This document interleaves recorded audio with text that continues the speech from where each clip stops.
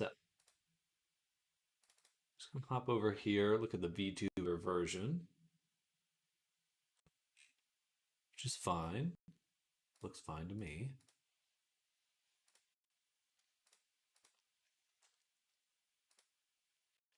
Jump in here.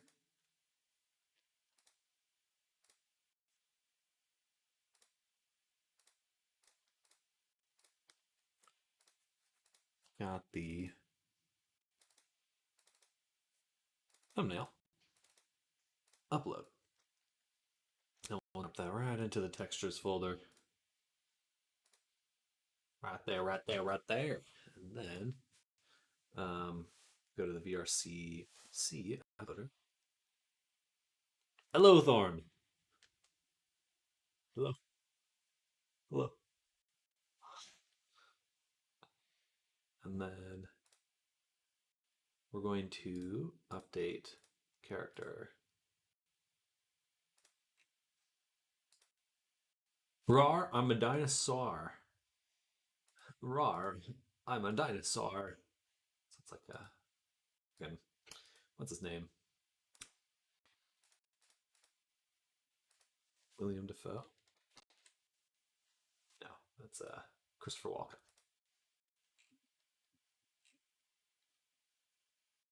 Sam, stop blushing. You know you crush on me. That's who I am. I'm the crusher. I am the crusher. And I'll select this thumbnail here. I am. Get out of my way. I'm gonna crush ye. Save changes. Oh, my camera exploded. How was lunchy? It was good. Suddenly very tired though. I think I need to go to bed a little early tonight because I'm feeling a little exhausted. But there's actually a game developer event in Austin tonight. It's like, oh, do I go to that? It's late, but fun. But it's far away. It's not that far. It's like 30 minutes driving. No, but get some rest though. I'm just very torn on that. Okay, I think that's it. I think we finished the whole character now.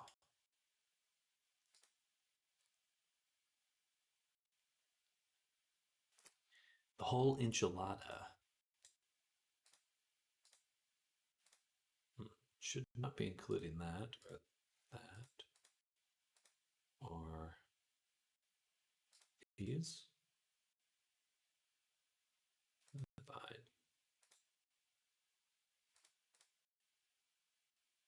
Editor. Actually, it does include dynamic bone. Here are those.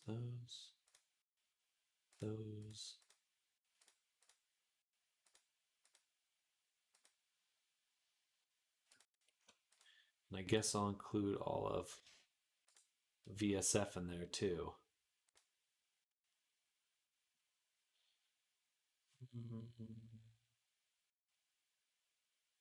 No, I won't because I don't think my client would know what to do with those. So take them out. If I were you, I'd do it. 30 minutes ain't that far. No, it's not bad. It's not too bad. I'm just lazy. Hello, Nammers. Oi. And hello, everyone else lurking out there. Hello, hello. Welcome.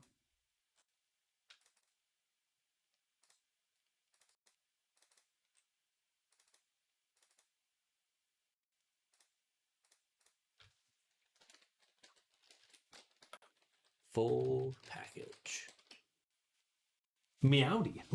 Oi, Mintoy. Hello, Wendy. Welcome. Oi, Minoy. Meowdy. Time to sit down. Oh, I need to get my water. I'll be right. Hey there, JW. Hello.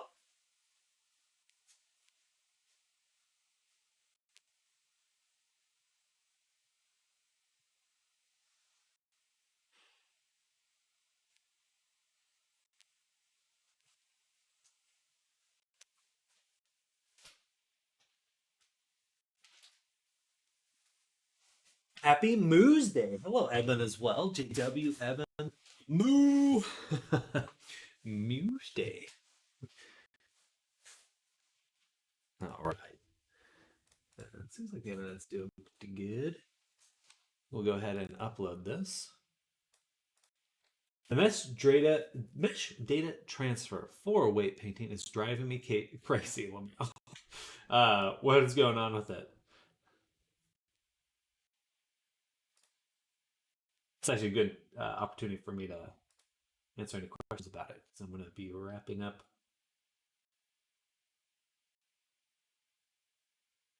Huh.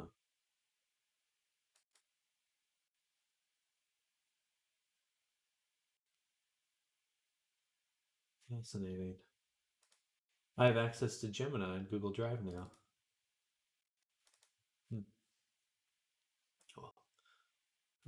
2024.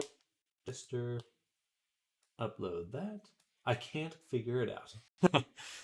Well, let's take a look. So basically, excuse me. Trying to add my nose, claws, and things. There's just so much. Let's reset the vTuber. So you can do separate parts one at a time. Another thing you could do is combine all your separate objects into one object, and then paint it, do the mesh data transfer for that object. But the most important thing with the mesh data transfer is that your transform looks like this, or that it's exactly the same as the other one. But you want to make sure that it this is zeroed out, right? Where your location rotations are 0 and your scales are 1. So that's zeroed out. So that's really what you're looking up to do. Yes, I just reset it. Should be good to go. Launch the goo. So you want to make sure both your objects are zeroed out like this. And then to transfer, so you take the object you want to add stuff to. Hey, head and goo. Eat the hand. Eat the hand. But yeah, if you have what I would recommend for the nose, not the hand that feeds you, what I would recommend for the nose and stuff is make sure you're only transferring the weights from the body. If you have hair already attached to the body, that's sometimes be a problem. Basically, things you don't want the object without weights to move with. So, head pat more like a glass pat. The other hand's on. Never mind. Inappropriate. Inappropriate. All right.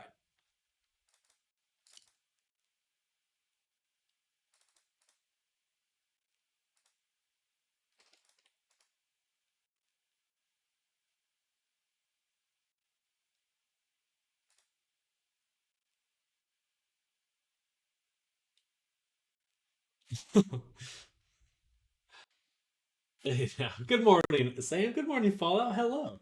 So what's the method for transferring weights from the body weights? Where's the PG-13ness? So let me just pull up Cosmic. Actually, let me start this upload first, and then I'll show you. So Era the neon assets. We'll take that, drop that there, and let me send a message to the client.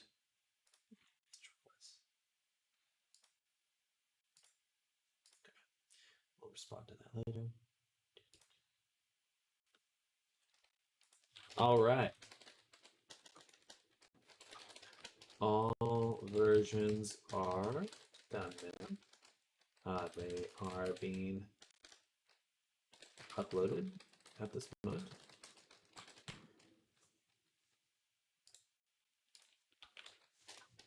And then vNeon, I need the download for vNeon.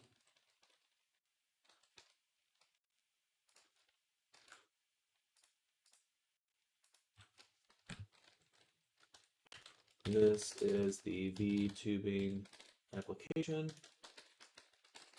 we should use.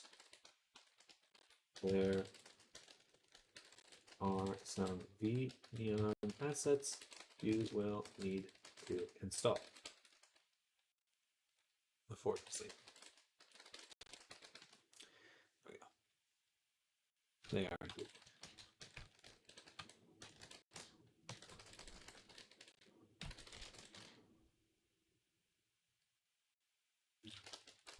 They are. Man, hello from South America. Hello, Matome Nitilema. Go. Welcome, welcome. Messed my sleep up so bad I was doing subs painter work for 9 hours straight, learning everything. I still got a long ways, but I posted in your server the progress I've made. We'll take a look. Let's see.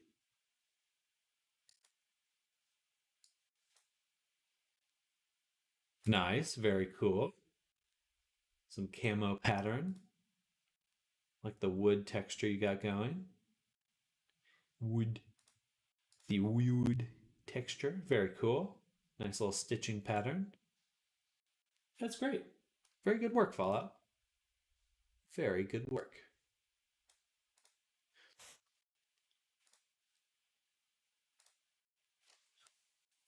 That is bueno.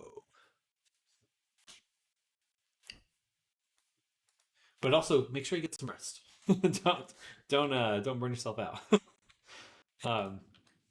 All right. So this is an explanation for Nammers. We're going to go ahead and show off how I would add certain things to the character. So I think a good little example would probably just be to make a nose, like a pseudo nose. So I'll put it right here.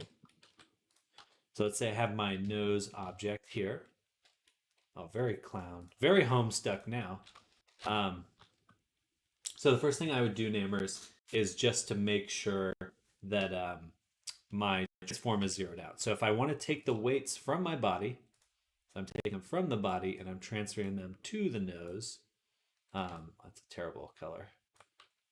Can't see anything. So from the body to the nose, then the best way to do that. Homestuck in 2024 is wild ammo. Lamau. Is it still going? Or are you just saying the referencing? Hopefully wood comes out better in Unity. It's actually the Damascus steel material. Nice. Nice. So first step, Nammers, is to assign the target you're looking to extract the weights from. So I have my nose selected, and I'm going to take it from the body. Taking my vertex groups from the body, putting them in the nose. If I did it right now, it would not work. And that's because my transforms are zeroed out. My transform on my nose needs to match exactly what my body has. So I like to zero things out by hitting Control A. All transforms. Let me turn this. So Control A, all transforms. And now I can transfer my vertex groups. So bam, transfer vertex groups. And if I went to my rig, I could then parent my nose to my rig. And voila, it should move with the objects. So now I have a little nose. You know, the weight painting is certainly not perfect, but it's a good starting point for what I may need. Hopefully, Nammers, you're there. But I can go over that again later. Just deleted it out of there. Okay. And now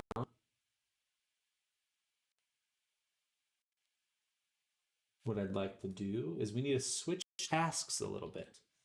That is really helpful. Thank you. Absolutely. Absolutely. Definitely let me know if you have any other questions. But I just wasn't sure if you were there or not. And if I didn't want, if I wanted to be really accurate, or like, let's say that for some reason I wanted only the mouth, I wanted like the mouth, only the mouth cavity weights. What I would do is duplicate this into a separate object here, and then take the object I want to transfer the weights to and like put it in there. Like, so say it's going to be like a tooth or something, but you can just turn it into a separate object.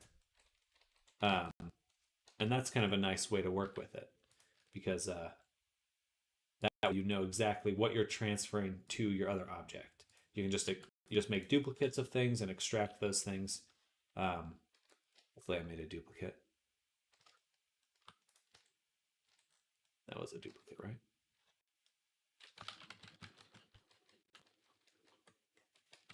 I'm just going to reattach it, just in case. But everything is backed up now. All right. I've sent the files off to the client. I have this here. I think it's a good time to switch over to Zen. We haven't touched in a while, but we need to make a cannon for him. We need to make a cannon for him. So that's what we're going to do.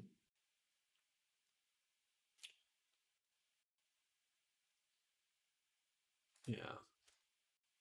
Robo time.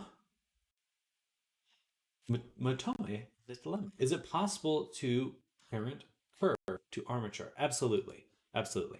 So if you have a curve, so here's our curve right here. You could use the object constraint to make a child of. And then the other method is what is it called? A hook. So you can select a point, control point, and you can hook it to your selected object. So say, for example, I had a cube. Put this over here. And then I have my cube selected, but then I go into the curve, select this, curve, hook to selected object. Now it moves with it. But you notice that it still saves things. I can still twist it, and it still behaves as if it's in edit mode. So that's one big benefit of that. But that's the hook method, as in you're hooking it. That will not transfer to Unity, but it is one of the cooler features of Blender.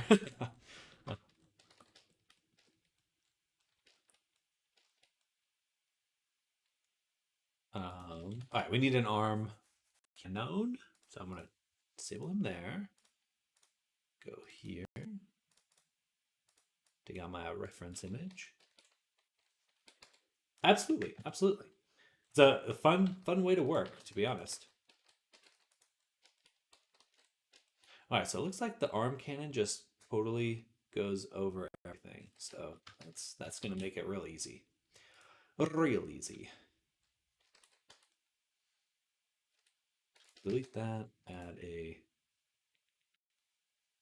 circle of 8, and subdivide it. Let's actually make a new collection. We'll call this arm cannon. Cannon with 2 ends? Or 3 or 2? I don't know. I don't know.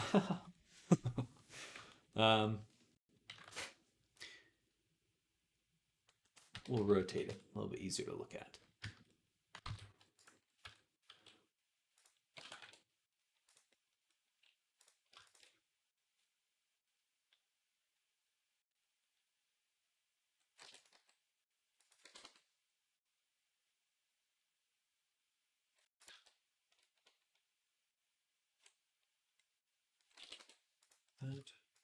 Shade smooth. Turn up those subdivision levels. Take this edge, crease it right about there. I'm going to take the back, fill it in, and crease that as well. I do not want to see the back of this, so like that. All right.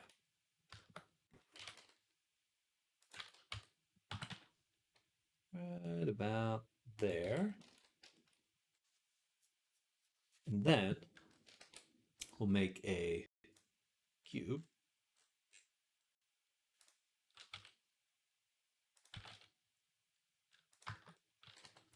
Cannon for fire.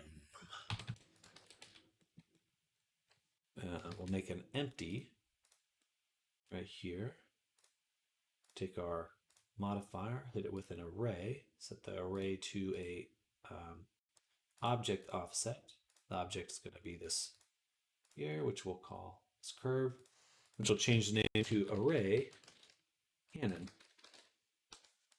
Cannon for Cameron, authentic lore, sacred text, or general of law.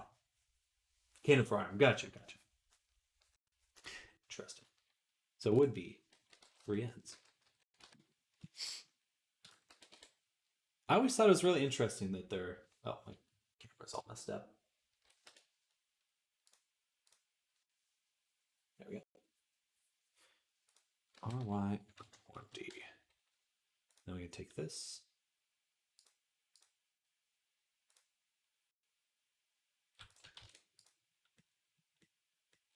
And voila. We have the 3. Is this a new project? We've actually already made most of the avatar here. There's a bunch of random stuff on him right now. But we've basically finished him. We just need to add this arm cannon. It's something we forgot, fortunately. So we need to go back and make that. So that's what we're doing.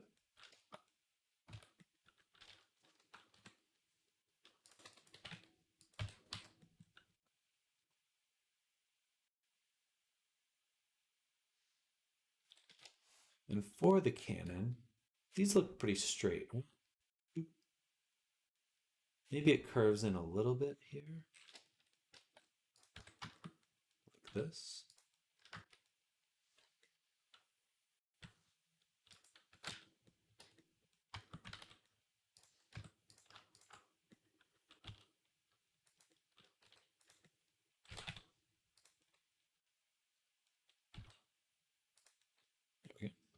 Hello, I Caesar J. Welcome.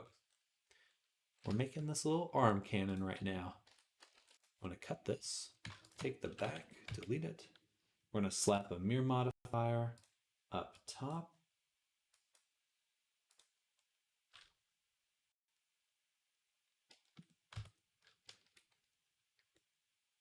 They do look like separate objects to me.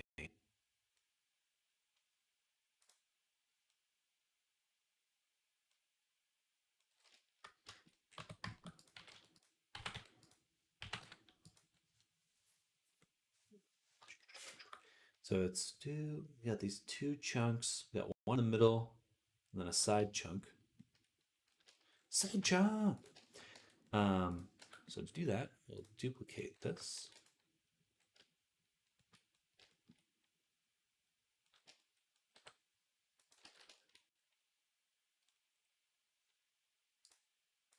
Lower it, move it forward a little, and then just extrude it.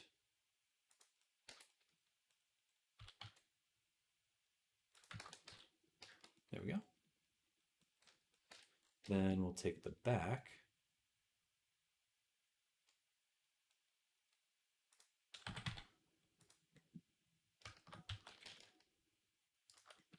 And we'll bevel this edge. Well, like that. All right. Then we're going to take our blades.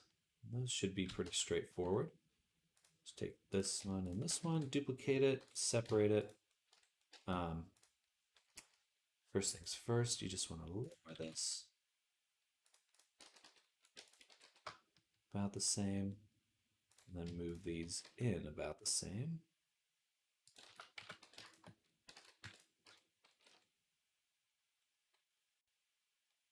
Out there.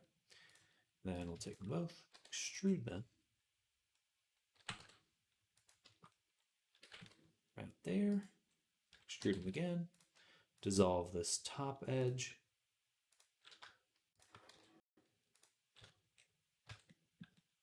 Pretty close. Pretty close.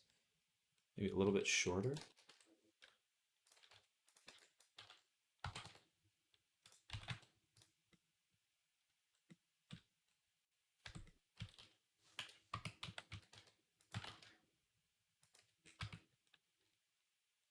I think they should be a little bit flatter. That's what it feels like to me.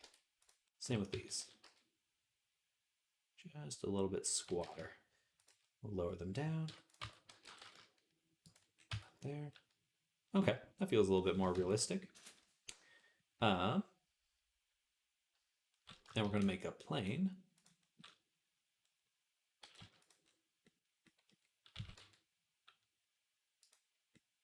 I'm going to make this little scoop on the back.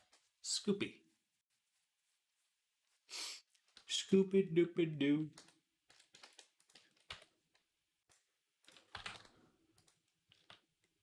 Raise that up. Should be pretty low. Squeeze it in.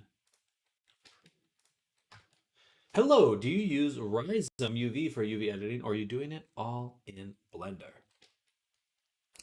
I do all my UV editing in Blender. I have not used Rhizome. I think I've heard of it before, but I'm not very familiar with it. Not super familiar, but also hello. Hello, welcome. Melstroy.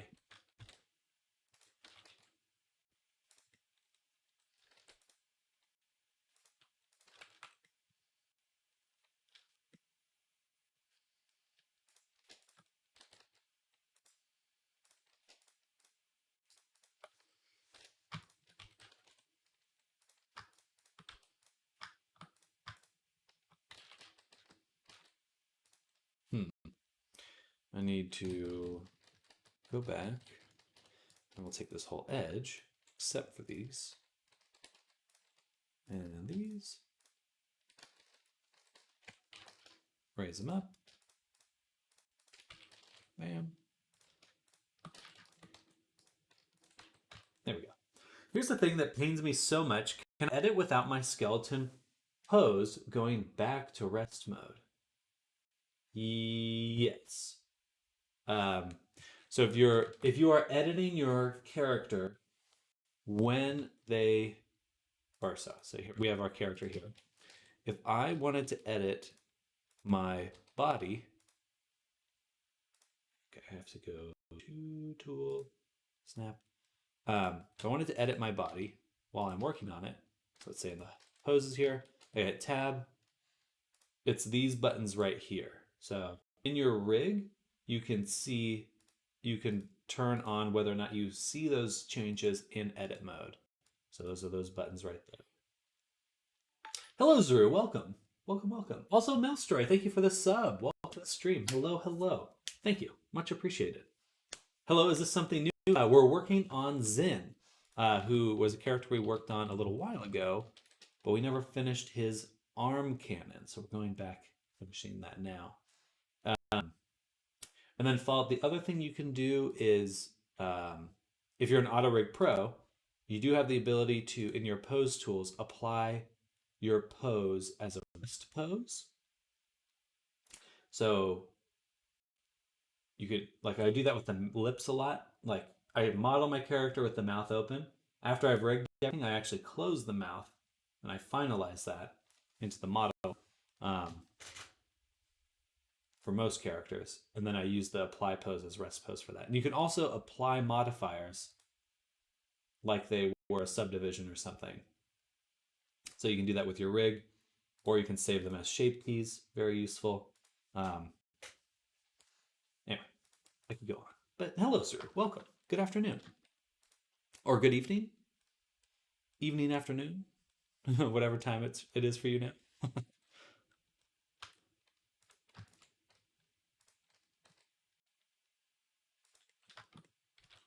I got cats where I can do it, but I'm just spreading the legs apart to get in the inner parts to edit it. Interesting.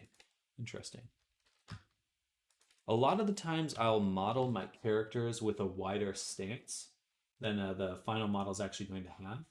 Because in the T-pose, you can, when you bring your character back into Unity, you can tell it what its T-pose is supposed to be internally. So you kind of have like two different setups for it. Hard to describe without showing it. Let's add a solidify to this. Thickness, Set it the other way. Doop, doop, doop, doop. Something like that. Doop. Does not know how to make this even, does it? No, it does not.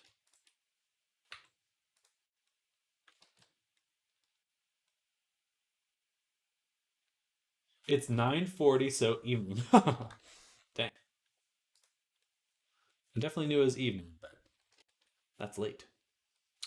You all have much more ability to, a much stronger ability to stay up late than I do. I'm just done after a certain point. The brain stops working. I cry.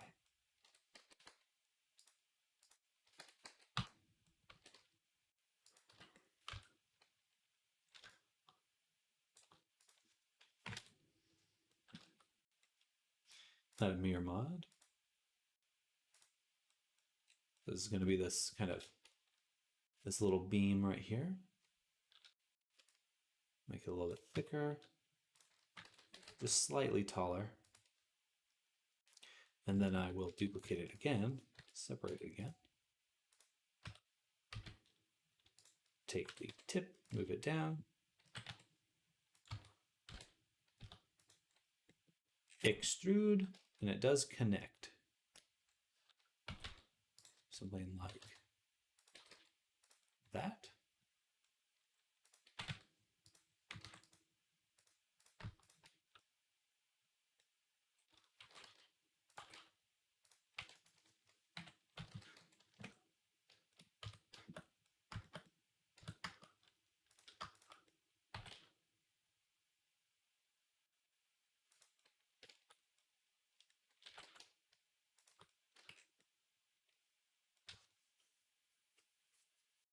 All right. Pretty cool. Pretty cool. And looking at this, so it comes out at an angle, goes straight here. I guess this is just a straight, all right there. These kind of line up vertically.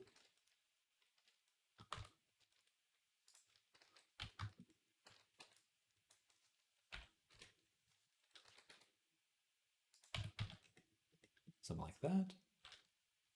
Canyon. Canyon. Then here should be like that. So it's a straight angle, and it's lower like that.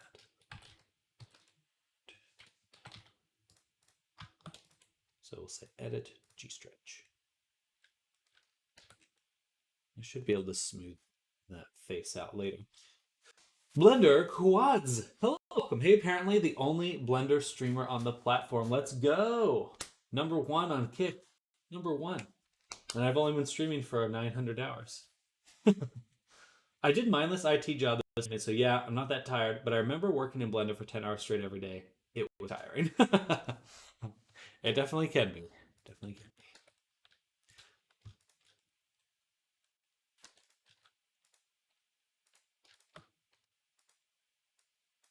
Sorry to bring this up again, but after I transfer the vertex groups, do I armature deform with empty groups? No, you just do a normal. So if I, well, go to my object here. Say we had our character and we're parenting it. If it already has weights, you just click the very top one, armature deform. That's all you need to do. These other ones are basically to set it up, but if it's already set up, you're just missing the modifier. You can just add it there. You could also just add the modifier, but Blender wants you to have your skinned mesh render parented to your rig. It wants the mesh inside the rig. What does that mean? So it's like here, the rig contains my objects. Though with collections, you can separate them a little bit. May not make, anyway. So yeah, you definitely want to use the Control P with the armature deform.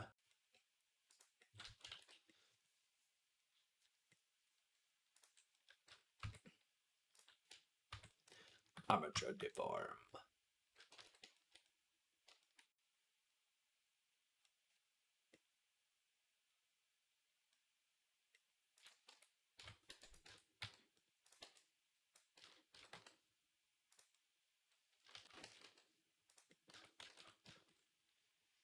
All right, and then we need this little like shovel part up top. So to do that, we'll just take our segment here, separate it, and I guess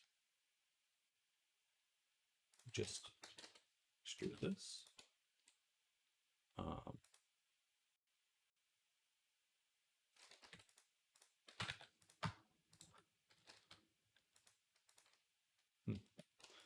Close it there, close it there, I guess.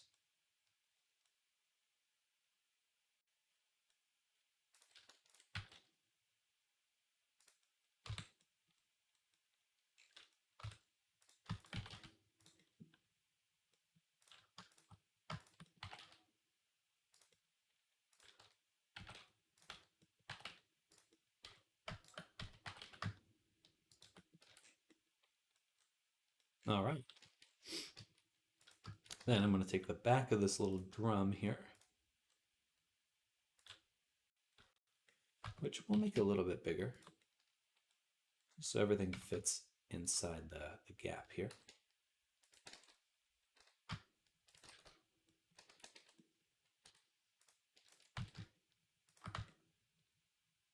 All right.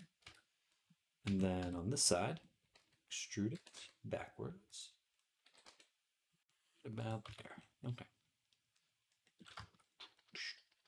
And then we'll make another object right here on the front.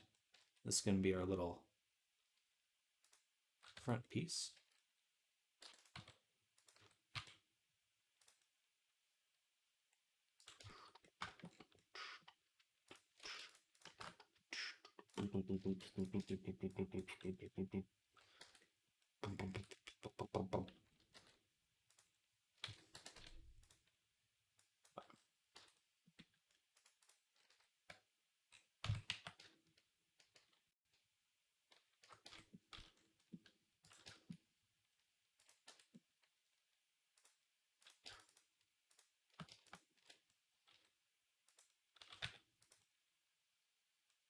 Okay.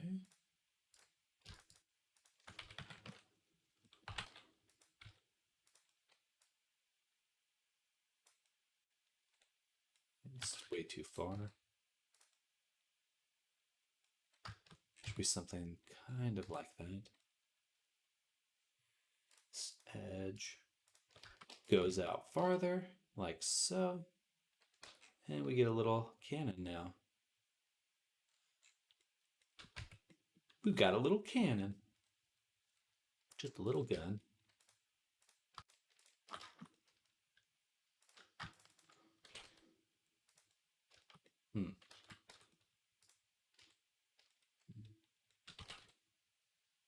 A little confused by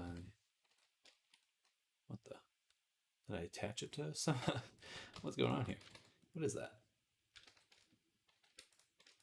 Oh, I see. I only extruded the edge. I didn't actually extrude the face.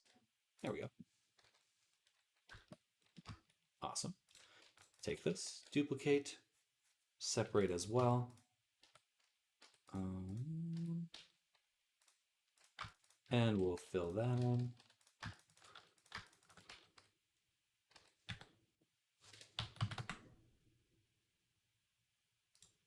There we go.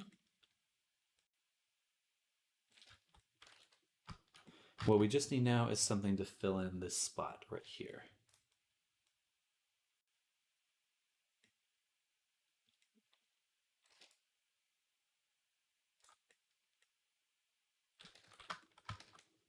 So we'll take this edge, separate, move the solidify,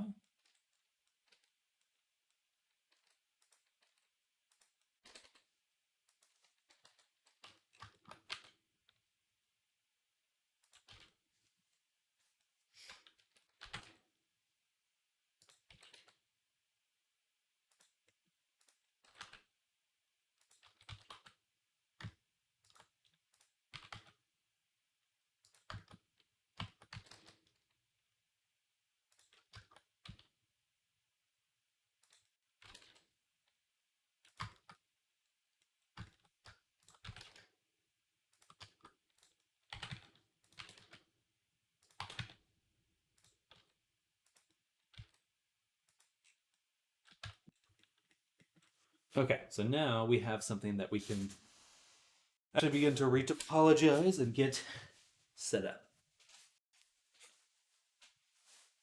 My nose feels so tickled today. I've got a tickled nose. Let's add a mirror to this. Or, sorry, bevel. Both of them.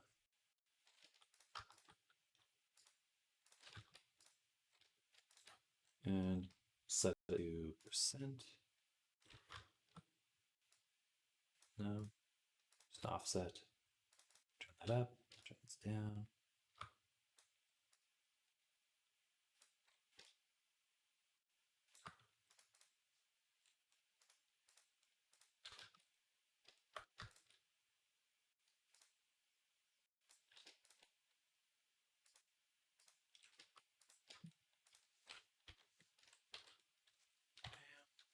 I'm going to take the inside faces, delete those.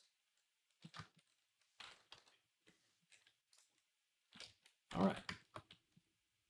Looking good. What else? This spot here should be connected. So I'll take another edge, separate it, lower it.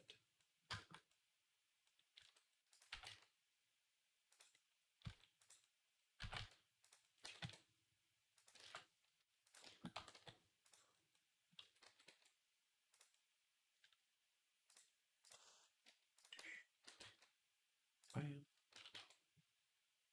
Bam.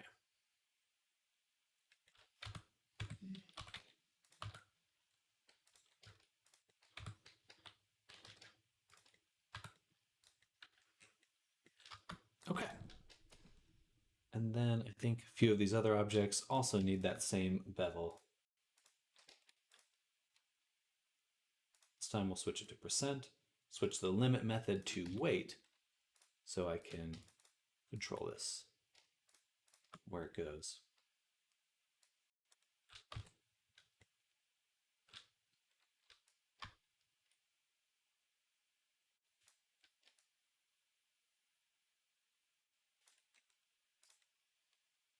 Gorgeous. Gorgeous.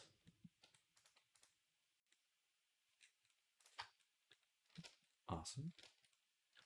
Bevel all that. And then same thing. Take these.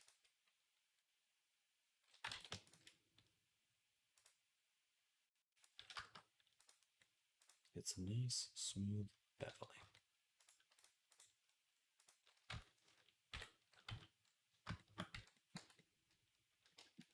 I don't like that.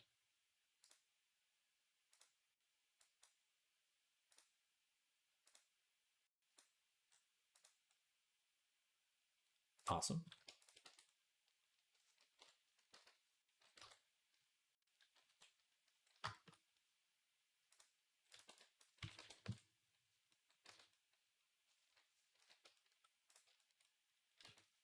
Point 0.8 and spot 0.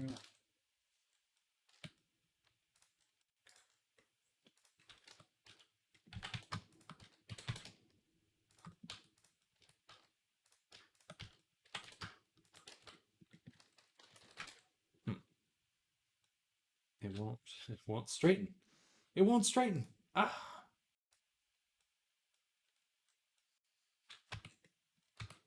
All right, that's okay. Now what I'd like to do, take a quick look at Zen, and it looks to me like the arm cannon's going to fit over that pretty nicely. But just in case, we'll start by, I'm just going to move them down.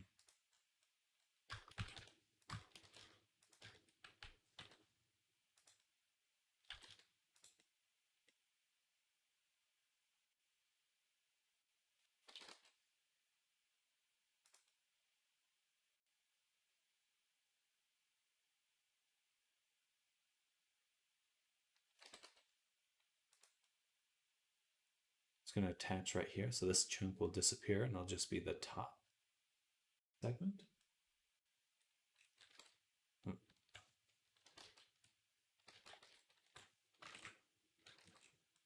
Better not be recording animation right now. Okay, perfect. I'm having a problem with my weights. The side of the mirror modifier doesn't deform the same as the real side. It deforms all people. When I move the real side, is this normal? This isn't related to the mesh treatment. I don't think this must have been before, and I just noticed.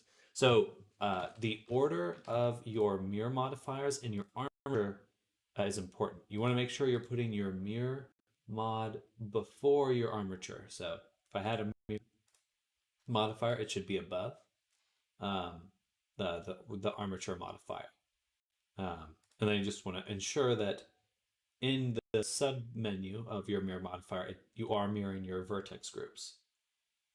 And then it should be good. Yeah, so you should probably just need to move your mirror mod to a different spot.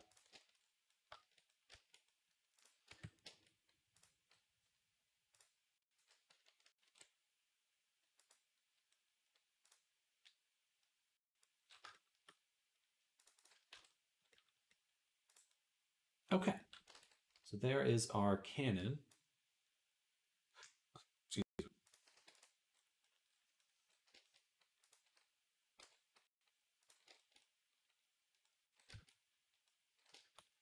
A canyon. And this one will actually give the mirror mod as well.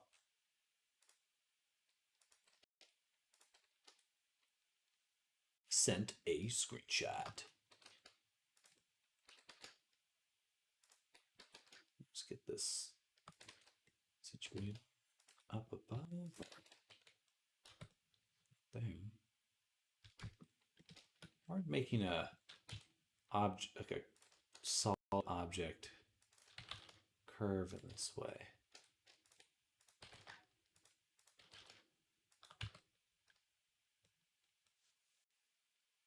Like it's not supposed to curve on some spots, but it should curve on others. Funny stuff.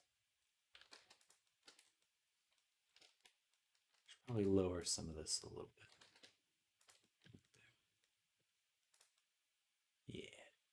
Yeah.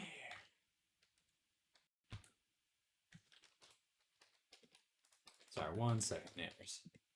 Just gonna make sure we've got our mirror mod on there as well. All right, let's take a look at that screenshot.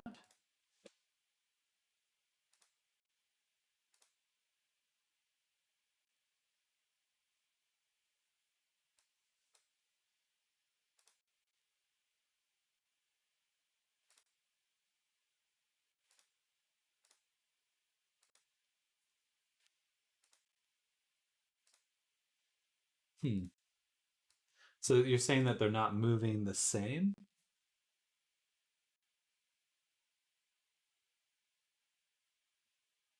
I don't see much difference between these two.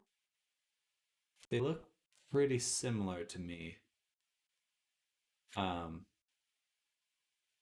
right here? Wait, no, the spot right here is crunched. Gotcha. So sometimes the weights of the bones. So for example, if your character, for looking at, so this is the side that is real. I'm just going to put R here. So on the R side, the real side, you still need to select bones. So you want to select a bone when you're in weight painting mode. So you select this bone, and then it most likely has some sort of influence on the other side that you need to get rid of. So I would select your bones on the unmirrored side, see their weight paint, and see how they're painting. But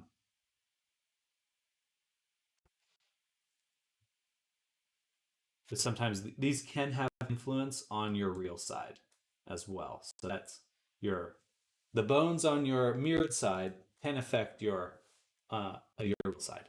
Hello, Zoom. Welcome. Hello. Welcome. How are you doing? We're working on the mech boy right now. making an arm cannon. Canyon? Arm canyon?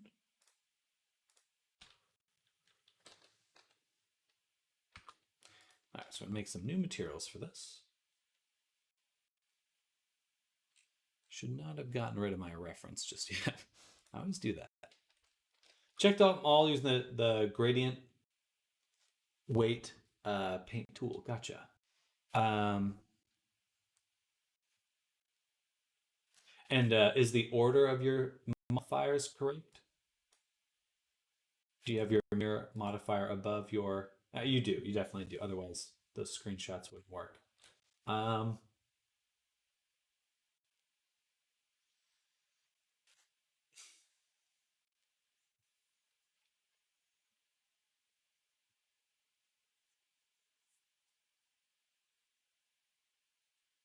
Set new mod order.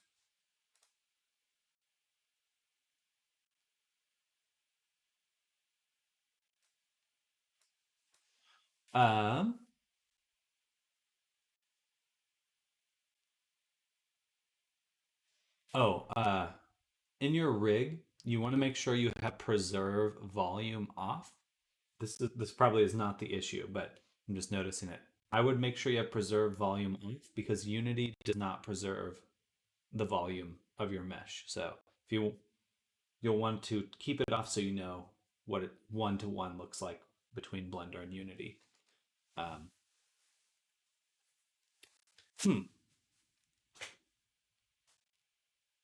Yeah, I'm not sure. I'm not sure what could be causing that. When you're weight painting, are you selecting your rig and then selecting your body in weight painting mode? So you can select your bones really rapidly. Bones?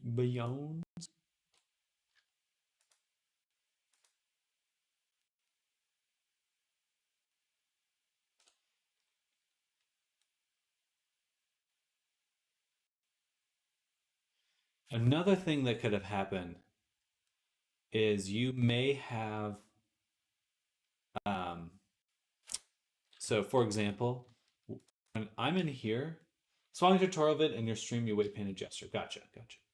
If I select this bone right here,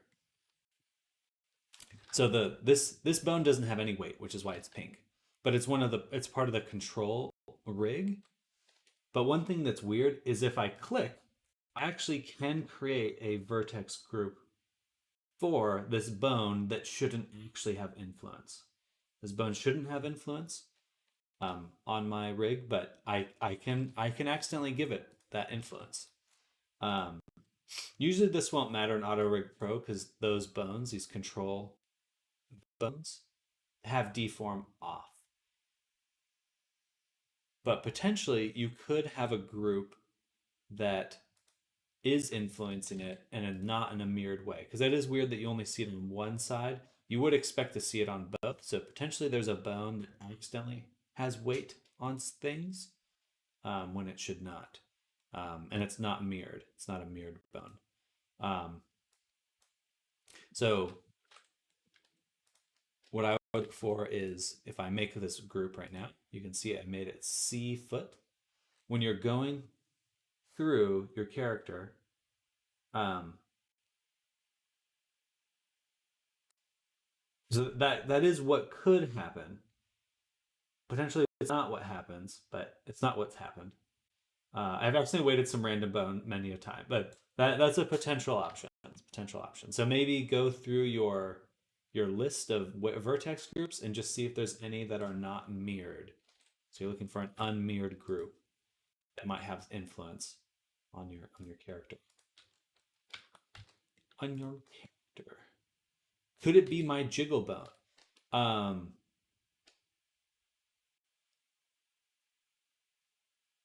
Potentially. If your jiggle bone is probably not, it'd have to be a bone that most likely, it doesn't have to be, most likely it's a bone that's missing its corresponding vertex group, because you're only seeing it on one side, only on the mirrored side. That suggests to me that it's the influence of a mirrored bone that's missing its corresponding vertex group. That'd be my guess.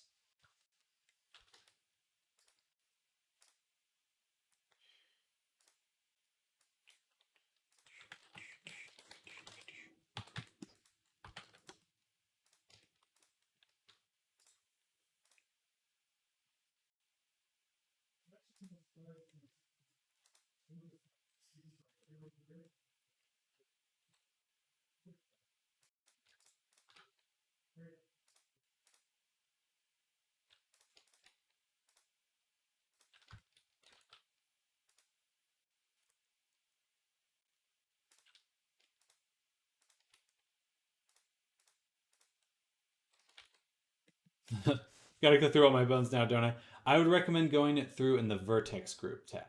So don't select each bone. I would go through, just select.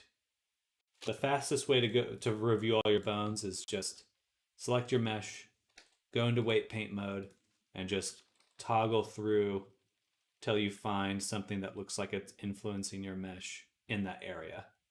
You know, just it's pretty fast. It's pretty fast because you can just literally look at the spot you know the influence is happening on and hold down arrow. You're like, okay, when do I see a flash of color there? Oh, right there? Okay, perfect. So I thought it was jiggle because the crumpling seems to be exact influence jiggle bone has. It could be. Potentially your jiggle bone is not attached on one side. So if you're meant to have two jiggle bones, one on each thigh, one of the thigh jiggle bones might not be attached. So it's or I don't know, some sort of discrepancy there.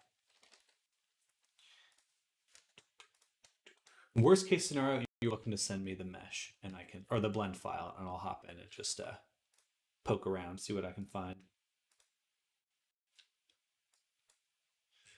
See what I can find. My God, it's goo.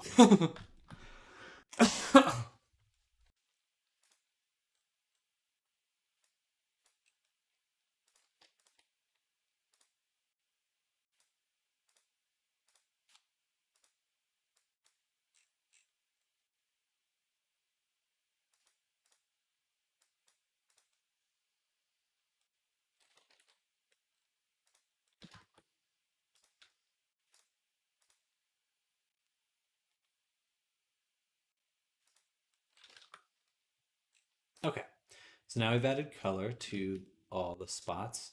The arm cannon's completely closed. Very important. I'm going to add one more material to this object. Or no, we add the slot. Material one, let's say black. There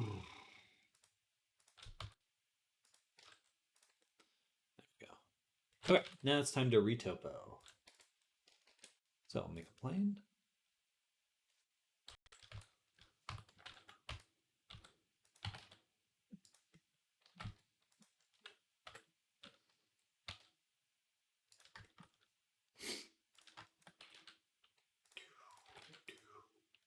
For some reason my jiggle bone moves as it's mirrored. I think I must have made them wrong or something.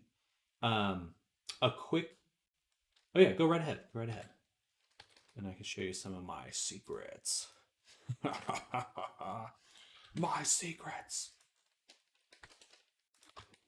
My evil blender shenanigans.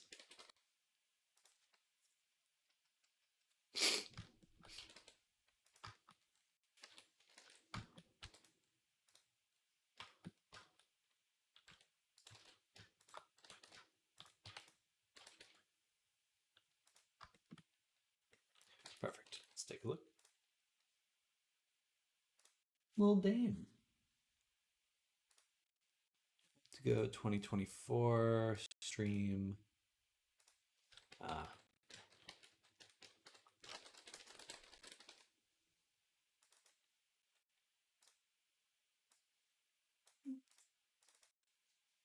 we save this file first? Save. And then open it. Where'd it go?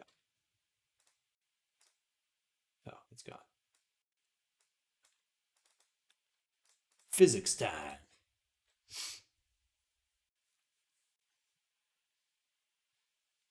All right. Very charming, very cute.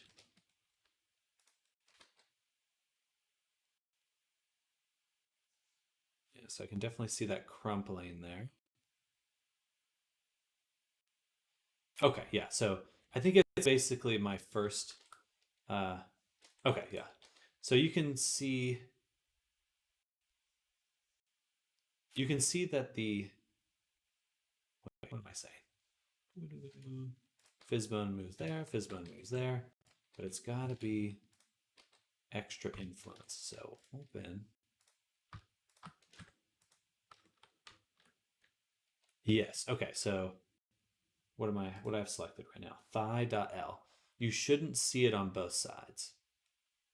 Shouldn't see it on both sides. So that's your clue right there, which is if I see it on both sides, that means that it's not actually. Oh yeah, and then if I click the other bone, you can see that it doesn't have an influence. All you do is click, and Blender's going to sort it out. You just were missing the groups there.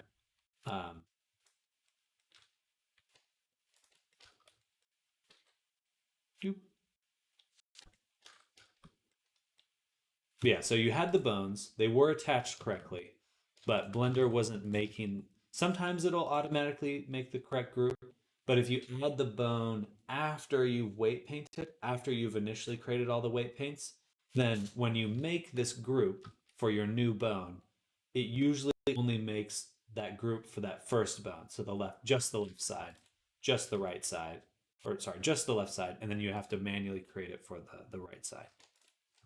And once you've made it, you're good to go. Good to go.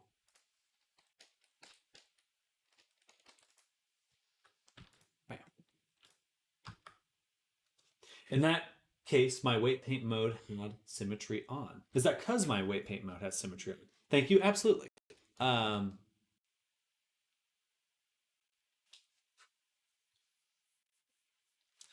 It should create the other group automatically. I've experienced where it does not create it automatically. So I think perhaps it's a bug. Not 100% sure if that's a bug or not, but it kind of behaves like one, that's for sure. I'm not sure if it should create it automatically or not. So I'm a little unsure there. I feel like it should, especially if you have symmetry enabled, but there's a chance it won't. Which may not be relieving to hear, but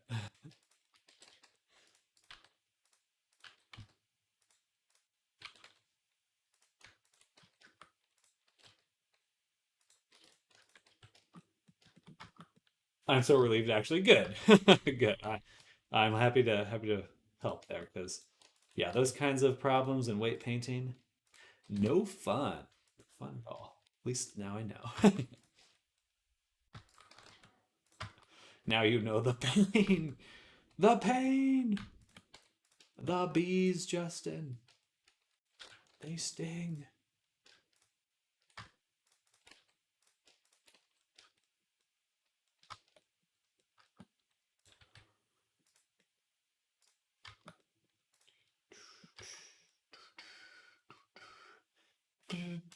I think I want this little chunk to not have a gap here. And no gap.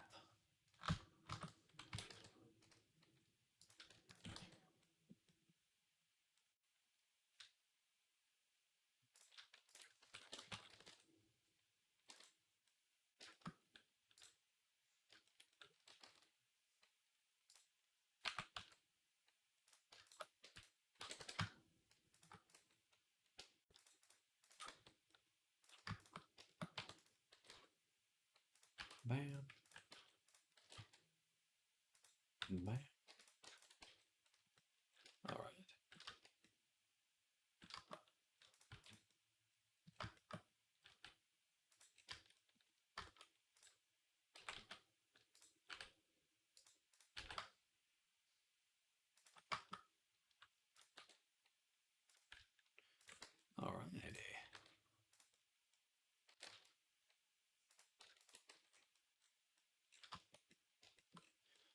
going pretty well for now.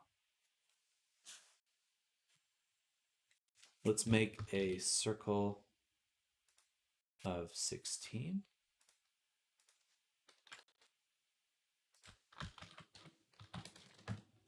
And we're going to start to do the cannon. Why? Where's the version of this for Blender? Version of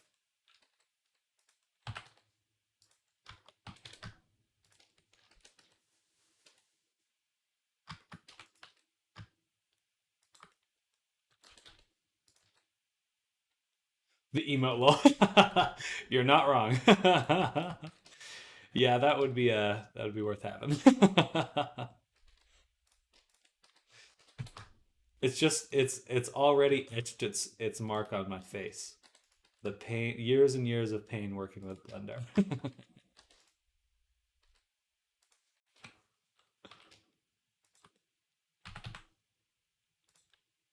An indelible mark.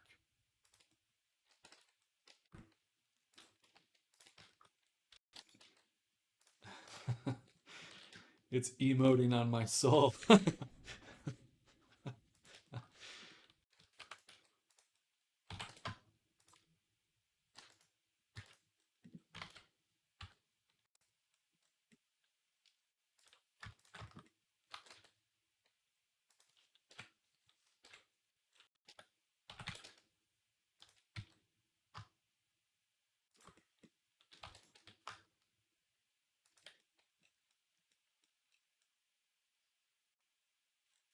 That looks pretty good.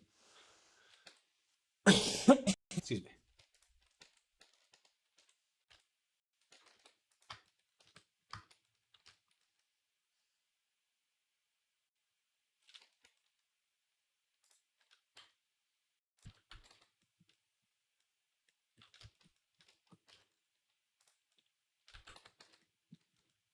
Okay. Hello, Royal T2F2. Welcome to the stream. Hello to you as well. Welcome, welcome. How is your Tuesday going?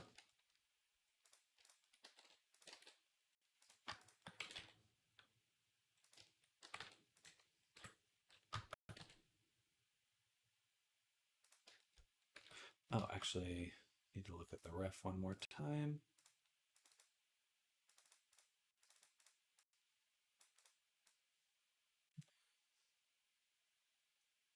Okay. One thing that is actually different between these clouds is that this face does go forward further. So it is like that. Yeah, that makes more sense. That makes more sense.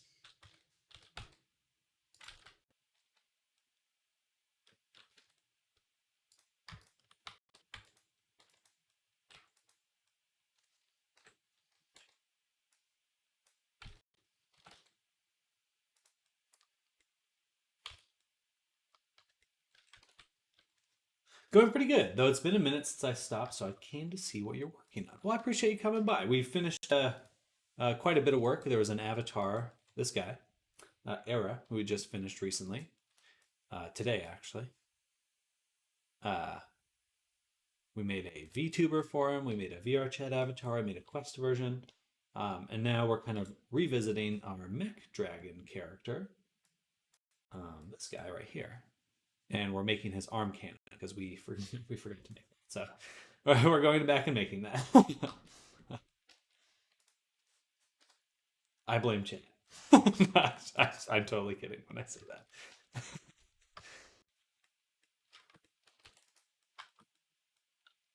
Thank you, Will. Thank you. I appreciate that. I've had a lot of fun putting them together. That is for sure. That is for sure.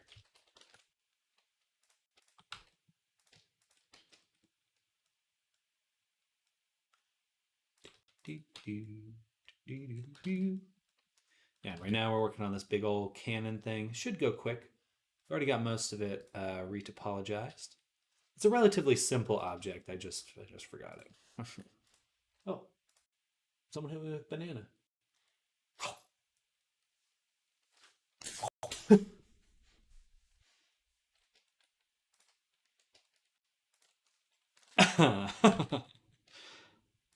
Delicious.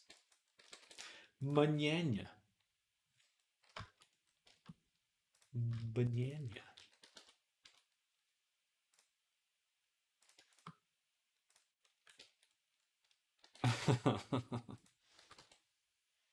That's your nose because you're blaming Chad. Fair. Fair. I deserve it. But you deserve it too, Chad. I'm just kidding.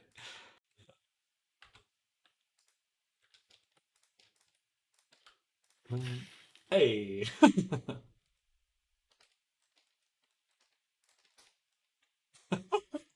The double sandal banana. Boiled eggs are more delicious. Than what? More delicious than what? Just in general?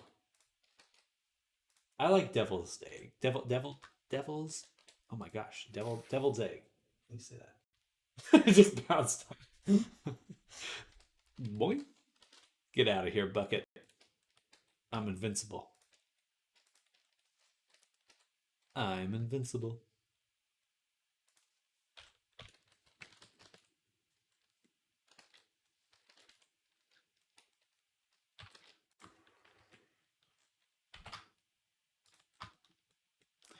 Then banana. That is true actually. Um, I honestly don't really enjoy bananas at all. I think they kind of taste gross. Which might be sacrilege to some people out there. Rubber cranium. I've got the bounciest brain. You thought you could take me out? My brain's made of rubber.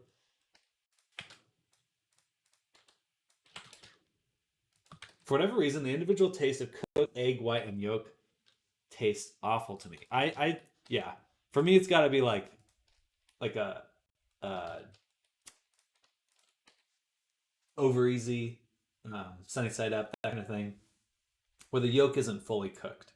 The white, if it can't be completely cooked. I think that's when it. I don't know. Devil's eggs are very good. Devil's eggs or deviled eggs? It's got to be deviled eggs.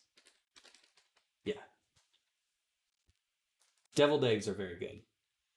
For some reason, I wanted to say it plural at the same time, and my brain was just like, not having that. Not having any of that.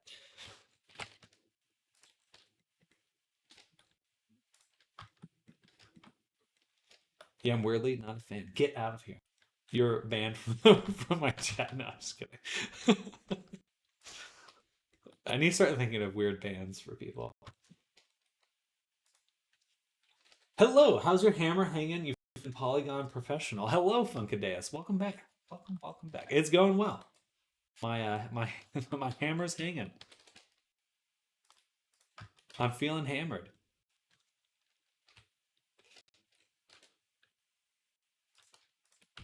How are you doing? How's your Tuesday going?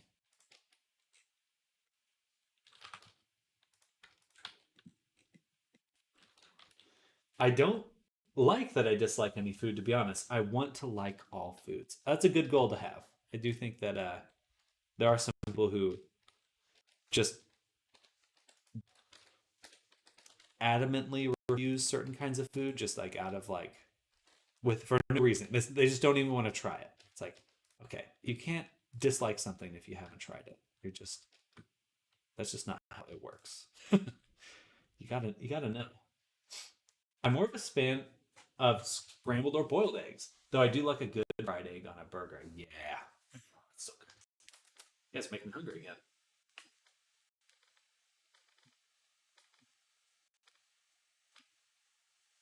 Pretty good. I think I'm doing a little drawing stream soon with no or face cam just to relax before I get back into the 3D grind. Not a bad idea. I do. There is a lot of satisfaction in that. Oh, maybe chat did distract you. No, that's impossible.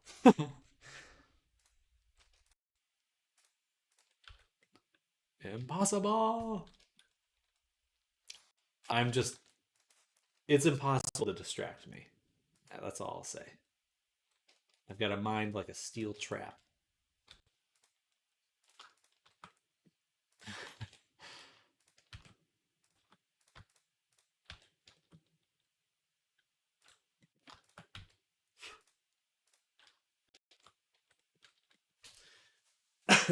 Never understood the extreme picky eaters, though understanding some of the correlation with ASD and other neurospicy varieties has at least made me more empathetic to their plight. Oh, I certainly think that there's nothing wrong with disliking things. It's just never wanting to try things. That I don't understand. I don't know if everyone has ever had Moptos. They're very good, like a Middle Eastern kind of eggplant, pickled eggplant. They're so good. They're so tasty good. It's like a vegetarian chicken wing. So good. Did have a question for you? Yeah, absolutely.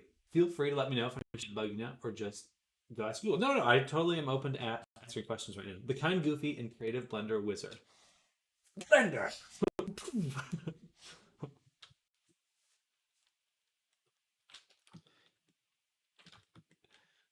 You like Blender, and you like Blender. But yeah, I'm totally down to answer your question, Funkadelics. It's a good time for it because we're kind of in between major projects right now. Just kind of cleaning up some of the work I didn't do on this project. What's the goof meter of today? I don't know. Haven't tried that, though I did discover the last I enjoy Baba Ganoush, despite every prior instance of tasting eggplant dish make me want to hurl. It did take me a while to like eggplant. Because it is pretty tasteless on its own. I think that things that are just relatively neutral, like extremely neutral in taste, sometimes your brain doesn't know what to do with them. It's like, do I dislike this? Sure. My goof meter is a 6 out of 10. I'll go all the way. 10 out of 10. 10 out of 10 goof. I think I pretty much hit that every day. I started right off making full humanoid models from no experience. My intention is to rig and animate them. I was curious if there's a specific way I need to model them for rigging, or if you can just rig any model. Do I need to have all the limbs as separate objects? Interesting. No. If you're maybe doing a robot, but generally you want to so there's a different thing when you may say a separate object versus a separate mesh. So if you're making a character, usually you'll want the body to be a full, complete mesh. But if you have something like a gun, and the object's not going to deform, you can still have separate pieces of geometry, but they're all combined into one object. So there's a difference between separate objects and separate geometry. You can have separate chunks of geometry in the same object. So that's one to keep in mind. Generally, you can work with separate chunks of geometry in separate objects while you're putting things together. To optimize, though, you almost always want to combine and reduce the amount of separate objects you have in the scene before exporting. So if you're going to bring it into Unity or something, and you have, you don't want your eyebrows separate from, you want all your body related objects combined at that point. So you can work with them separately, but when you're actually bringing it into Unity, that's the time to combine. Hopefully that makes sense. The 10 out of 10 goof when I play Genshin. When you're just sitting there like, wow! A poorly prepared eggplant is astringent. AF. That's a weird sensation. It does have a weird sense. I made a eggplant lasagna a while back, and it was pretty good. I actually liked it quite a bit. But yeah, this is definitely kind of an odd texture at first. Awesome, thanks a ton. It's been a ton of fun. It's just pretty intimidating at the start. It is intimidating, but it is also a lot of fun. There's not much. There's very few things like this kind of work where you're making something, and not only can you share it with people in a really cool way, but the learning is very it builds on itself very quickly, which is a cool place. I'm an iPad kid when I play Genshin. Got your sippy cup, little rubber foam iPad case.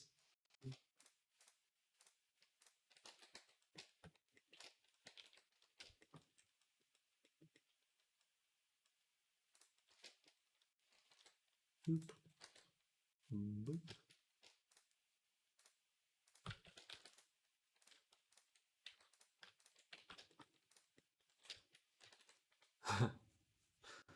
is one of those foods that needs to be prepared well to taste good, IMO. Someone just tossed it into something like, bro, what were you trying to do here?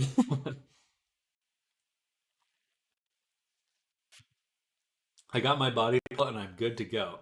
All right. Who do you have on your body pillow? Is this like a one of those anime body pillows? I feel like it is. Odds are high that it is an anime body pillow. Who here, who in chat has an anime body pillow? I want to get some numbers here. It's a character from Genshin. Is it, oh wow, I don't know their names. What's the character's name? Have to head off, but thanks for the stream. As always, nice to model alongside. Same to you, JW. Thanks for hanging out. Thanks for modeling alongside as well. Definitely enjoy the rest of your Tuesday. We'll catch you later. It's Al-Hytham. You can look it up. The body pillow. I am the anime body pillow. On you, final answer. Damn. I wish XD only got her body pillow with nothing on it. Let's take a look. Al-Hytham.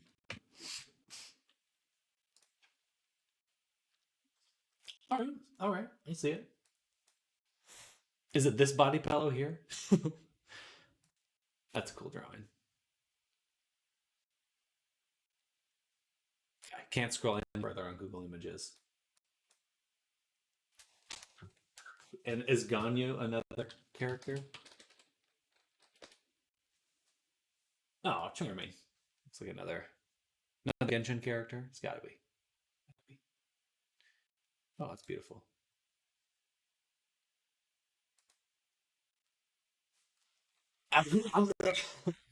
Hakajaka.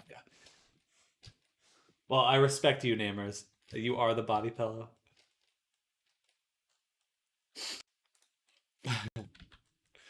Streamer body pillows. Yep, cute goat woman. Can't go wrong. I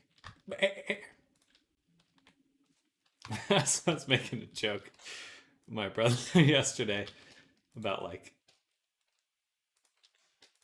talking about like marriage during biblical times.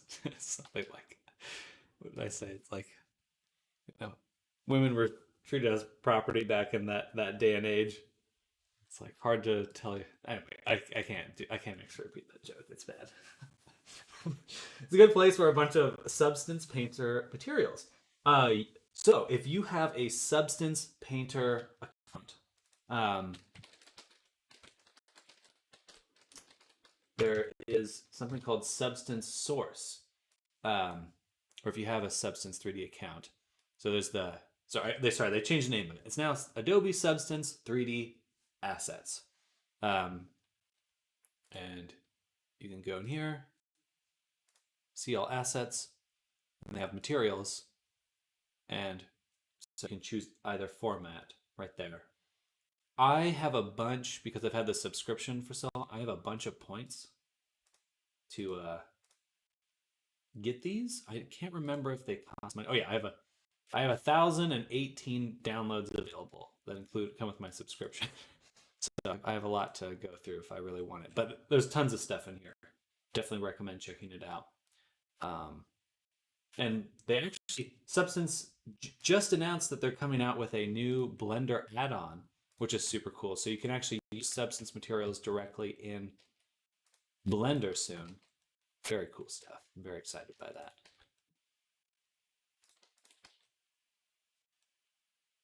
Four. 2, 3, 4. Okay. There. Bam, I guess. But it's a little off center, but that's okay. Gumroad has Substance material pages as well. Oh, that's great call, Kai. Also, hello, Kai. Hello. XD, what's your at? At Royal? I was afraid you're gonna say Klee. Is that another character? Sam, did you know that Al-Hytham is gay? In fandom or canonically? I've been here, just been in the lure. Well, Thank you for coming out, hanging out with us. Either way, hope you're having a good, fantastic Tuesday. As long as there are no textures that look like copper, because copper is way too scary. Canonically, well, good for Genshin. I feel like a lot of a lot of game companies today just don't have the balls to make gay characters.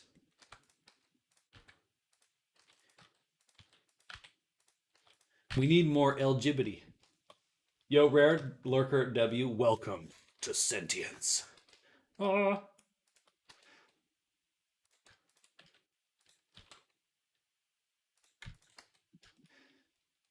I look at Genshin and I go, that's probably a series I would have really loved had I been a more avid gamer at the time. It looks good. The visuals are quite stunning.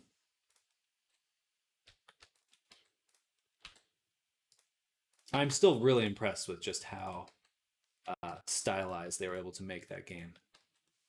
Can't buy the individual materials on Adobe. I need to subscribe. Ooh, interesting. Then yeah, I was not aware of that. I'm sorry. But I would take Kai's recommendation there. Go check out Gumroad for substance materials. That is a very solid direction.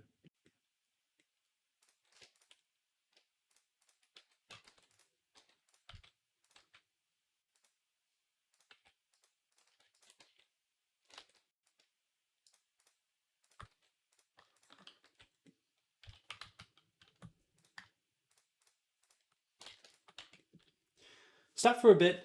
The latest Genshin event brought me all good.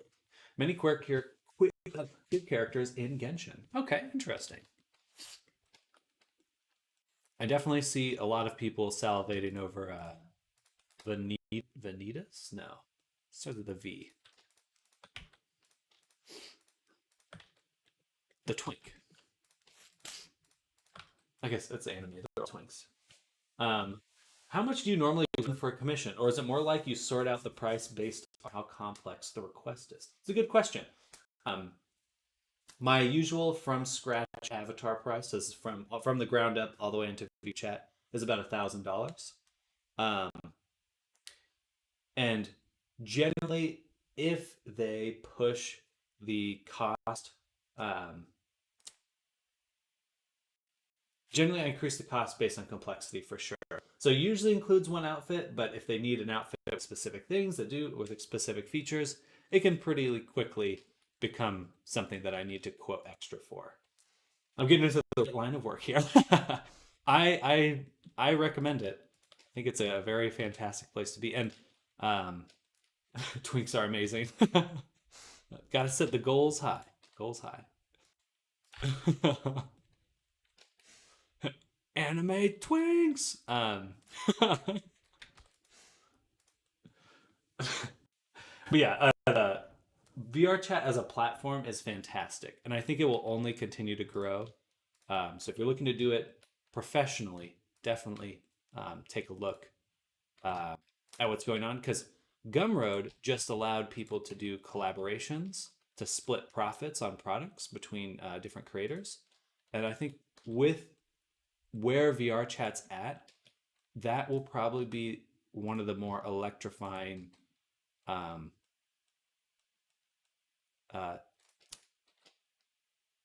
think there will be a lot more work made for VR chat and other VR platforms due to that, because it's just such a great feature. And I'm going to be coming out with base bodies. Professional ERPer. Without twinks, we have no frame of reference for Chads. We collab. And so so it's super cool. And also, if anyone's interested in being an affiliate for my products, I would be happy to do that. Basically, if you can get people to buy my products, you would get paid for that. Literally. I would be happy to work with some people, to become affiliates. Yeah, Lantern Right. Lantern Right. Is that a character? Labs, but it's very cool. So my goal is I think I'm going to start coming out with more base avatars where it's like base bodies because I feel a little bit more confident in that kind of work and that I can do it quickly. Um, and then people could make clothing for that base avatar, or I could even take clothing that's out there and adapt it to my characters and then split the profits there. Um, very interesting stuff. It's I think it that kind of economy has a lot of potential. Um, yeah, it's very fascinating. I'll model and rip genitals exclusively that safe for work artists can paste them on avatars and accept the commissions they otherwise wouldn't. They can split the profits with me for $69 a ween. Where's our profit share for the model support collab? I mean, that's kind of what I'm thinking is like, affiliate programs would be a way to give back. Legend Ride's event in Genshin is basically Lunar New Year. Gotcha.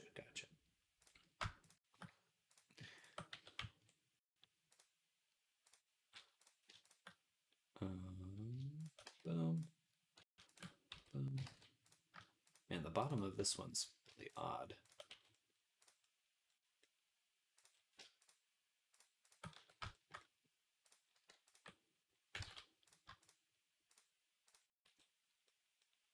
Alrighty.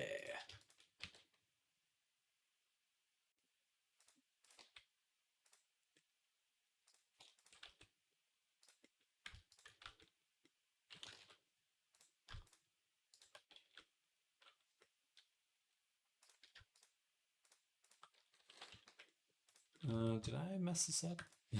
There we go. Okay. Are there extra faces in here? But anyway, exciting times. Yeah. I think only more to be gained from exploring this area of work.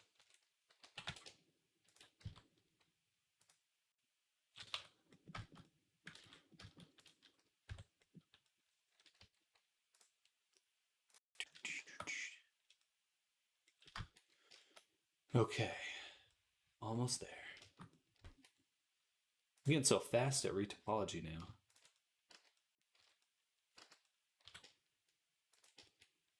It's funny because all the stuff I'm most excited about is the stuff I do for free. Like, want to make my buddies custom minis for a D&D game, but do some dumb meme VTuber stuff. All right, I'm going to go take a shower now, pass out on the bed. See you tomorrow. Sounds good, Thorn. Enjoy the rest of your evening. Get some good rest. We'll see you tomorrow. Have a good night, Thorn.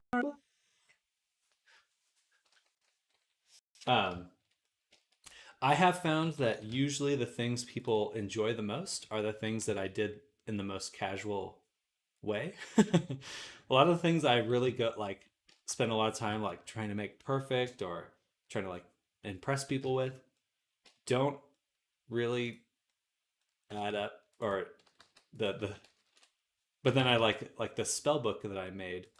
People love this spell book. Like people download it all the time. And I just didn't think anything about it. Like I was just like, okay, I'll just put it up. It was the one I thought about the least, and it ended up being my most successful Gumroad product so far. Just funny how it happens.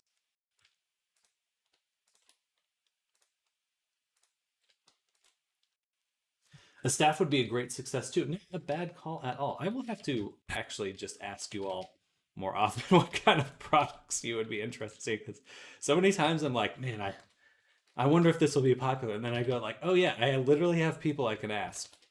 They're like, I don't. Sometimes my brain. I can literally ask people who play this game what kind of thing they would want, or rifles. Ooh, yeah, love like a steampunk style rifle.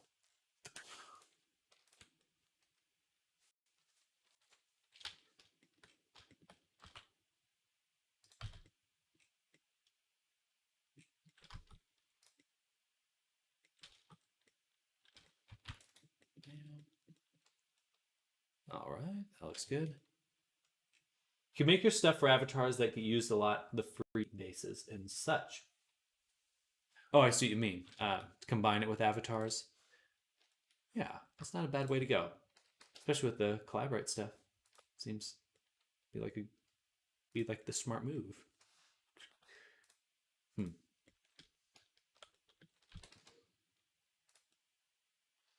Part of me does struggle with the idea of making things for other people. Not commission wise, but like if I'm gonna make products, like I don't know, just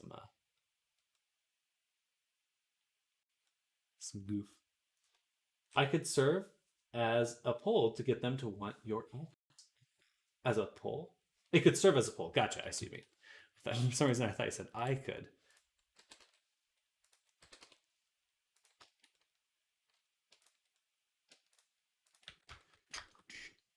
Zoom has sway over the VR chat people.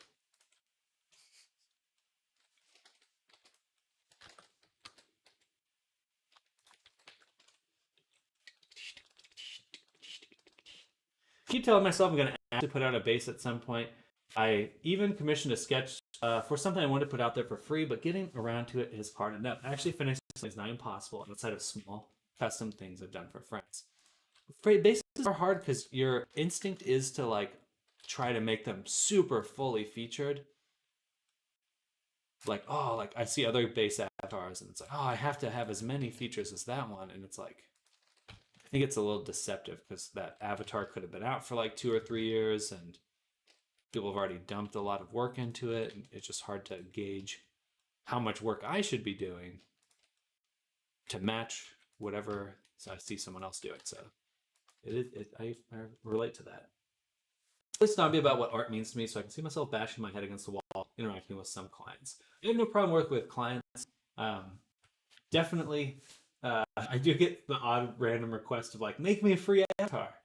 That's always funny.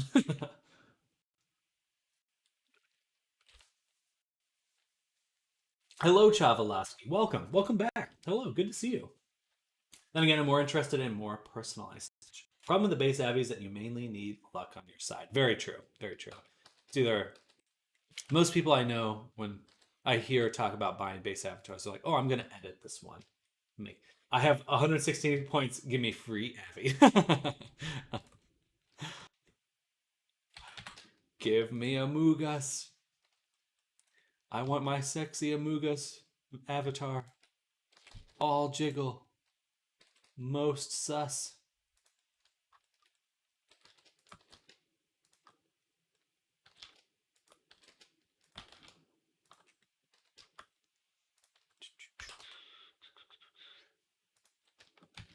It's been a long time. How's life? Life is really good. Working hard, making. I think I might still be working on the same avatar you saw last time. This is the Mech Dragon. We kind of stepped away from working on him for a while, but now we're back to it, and we're making a cannon for him. Sketch request sexy guys. Don't give me the ideas. I won't request one. Lol. But I'm the smallest of small potatoes, and even I get people hitting me up for free shit. Lol. Comes with the territory.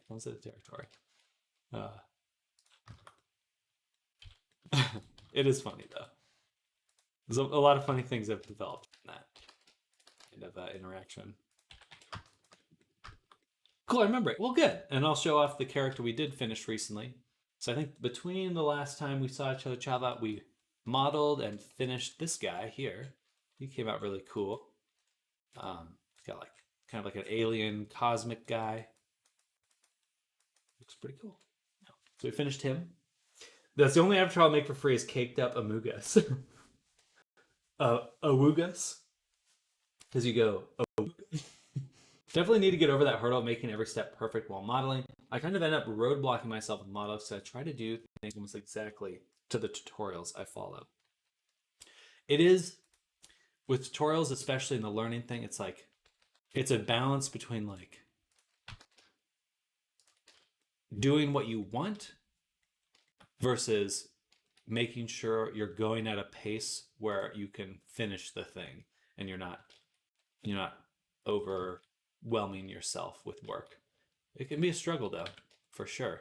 It is a struggle. Not that it can be a struggle. It is definitely a struggle. Because we're built to want perfection. I almost think it's the most detrimental thing about art is the idea of like wanting things from your art. Like obviously you should have a goal, but like wanting it to make you feel a certain way. can be quite like, oh, I want my art to make me feel this way. That can self-sabotage. Very sick, beautiful texture. Thank you, Chava. Thank you. I've neglected it most of February. I finally tried finishing the Nova Beast Adopt, and oh my god, I've redone the spot 3 times already. This spot needs to be right here. Well, I wish you well at that, Royal. Definitely feel, I would treat your first time going through a tutorial like the cheap version. Like you're just gonna go through and do it in the simplest, fastest way possible, and then redo it again later to the level you actually want. Easier said than done, though. Easier said than done. In terms of, so much of art is just an emotional game. You're like juggling, like, how does this make me feel when I make the art this way or that way? Challenge.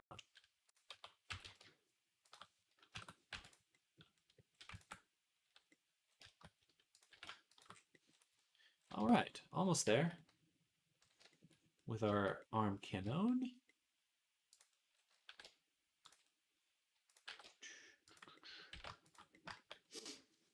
So every day I learn something about rigging, but sometimes it's very difficult.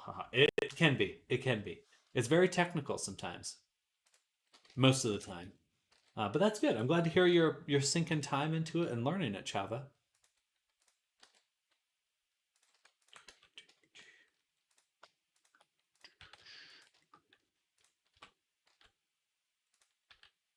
I think that if you stick with it, you're gonna find yourself in a good position. You should be posting your sketches somewhere, like your work in progress. Oh, hello, Frofador. Welcome. Hello. Good to see you. Happy Tuesday. Yeah, definitely. Like right now, I'm making a model learn, but I'm second guessing myself a lot with the face because my topology isn't able to match up with the model they're making. Interesting.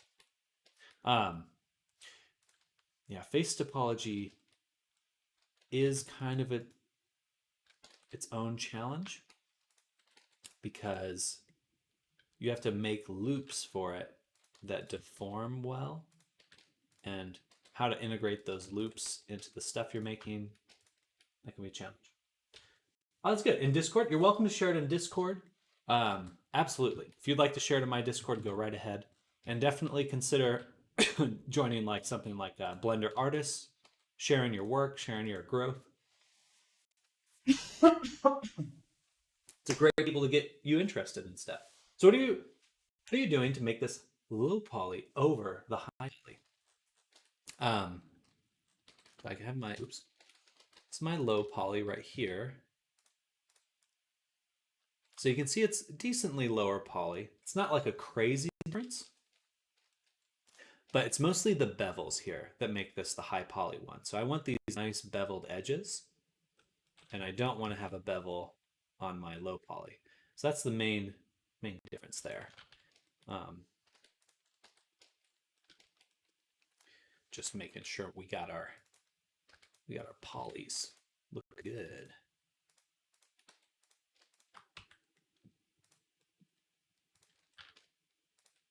What have you been up to, Fedor? Hope you've been having a good day. The way I see it's, there's the locked and expressive artistic part that I need to get up and be in the headspace to do. Then there's the technical stuff I can do flopped in the bed with my mouse. That is why I like 3D, because you can accomplish a great deal just being technical about it.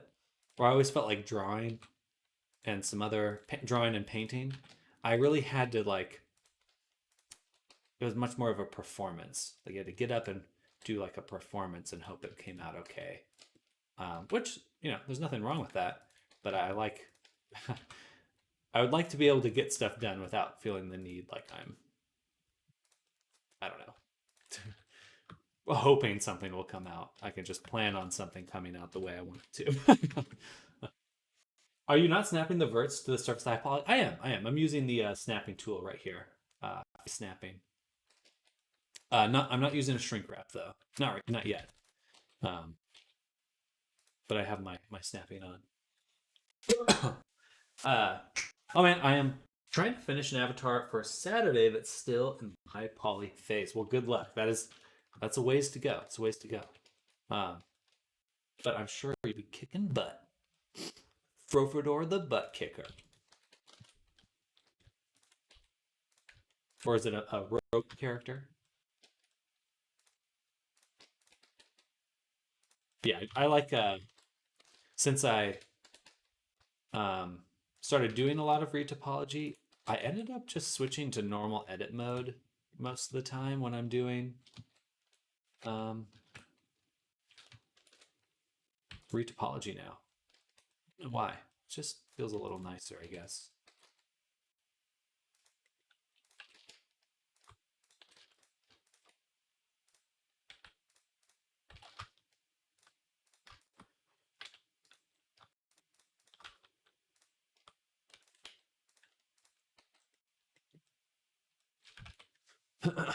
It's a robot guy. It'll probably be tight. We'll see. Well, I wish you well, Frofador. Um, I'd love to help any way I can.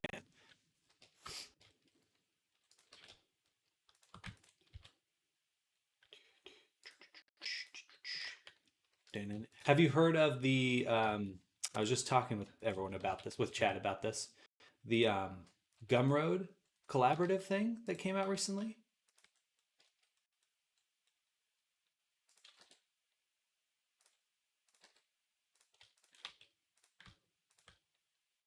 Questions on how to make the low poly for sure. Okay, heck yeah.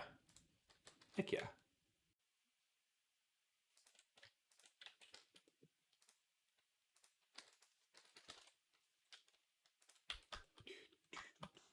You can sell things together? Exactly, exactly. Yeah. We've been talking I've been talking a lot about that. Maybe not we. I like talking about it. uh, but it's really cool. I'm very excited by it. I think that'll be a really good sign for a VR chat. Um, the VR chat economy.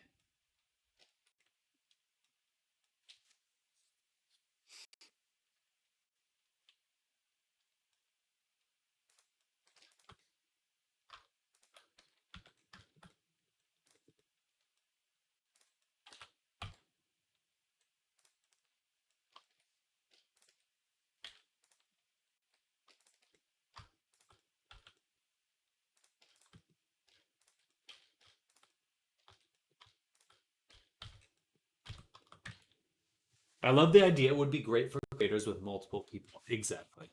Yeah. And just making like clothing, things like that will be a lot easier. I'm very excited by it. It's the right direction. I feel like Gumroad almost made this with VR chat in mind. I don't really know. I would love to know how much of Gumroad's revenue comes from VR chat. That would be so interesting to know. Probably not as much as I'd like it to be, but it's got to be a significant amount.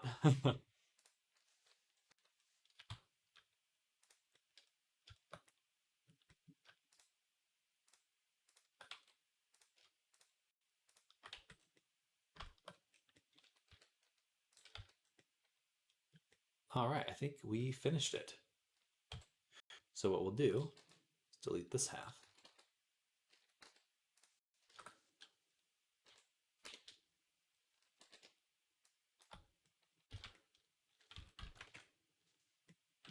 And then I'll just slap a mirror mod on it. Shade smooth. Nice. Okay. Doesn't Gumroad sell tons of things though? Wonder how much is really VRC stuff. I think it's got a bigger portion than we think. Probably not as much as I'd like it to be. You have the spellbook on your Gumroad. Yeah, I think that would be a good one to kind of include with people. I'm gonna sit down. I'm gonna sit down. Collaborative one.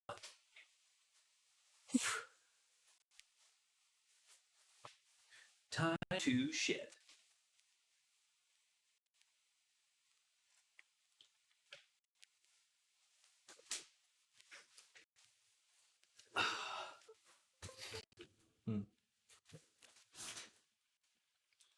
Stand desk entering sit mode. Time to shit down.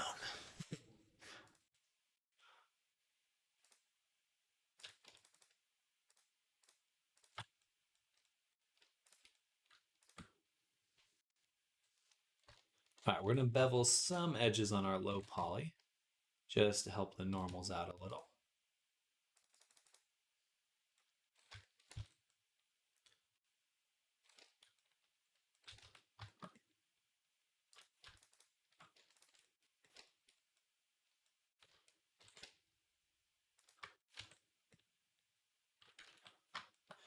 Oh, I actually got to run to the store to get some things. Have a good evening. I'll catch you later. Sound good, Profidor. Great luck. Good luck with your work. And thank you for coming by. I hope you have a great rest of Tuesday. And we'll see you soon. Bye. Bye, Profidor.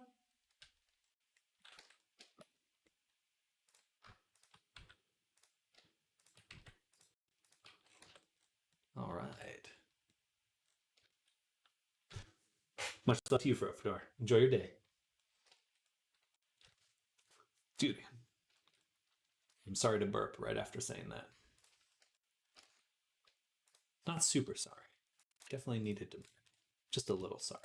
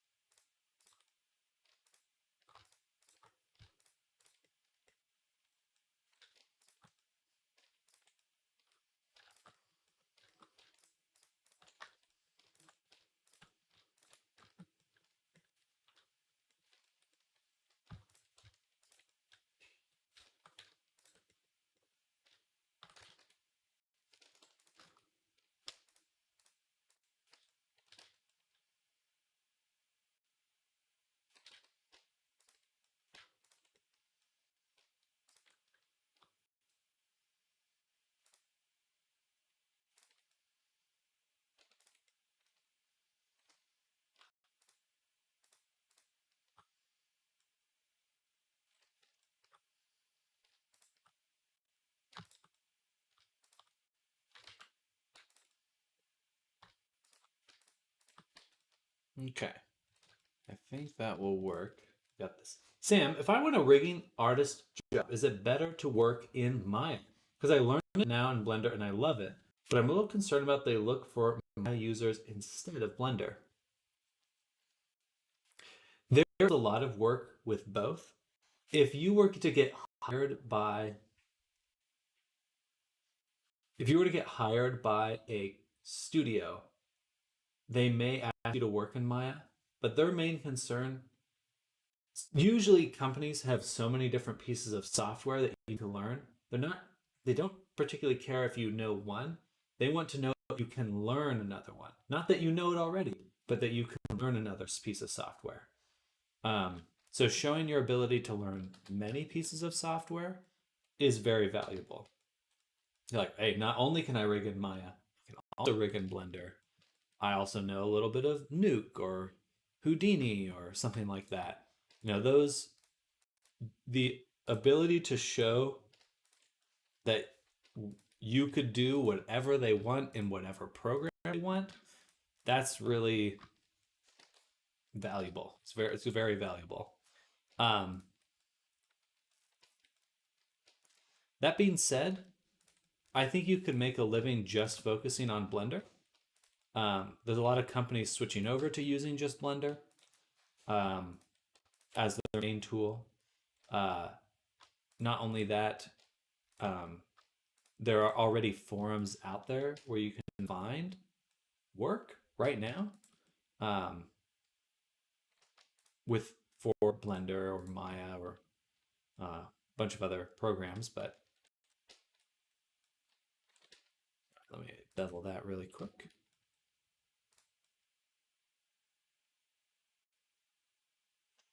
Okay, that looks pretty good.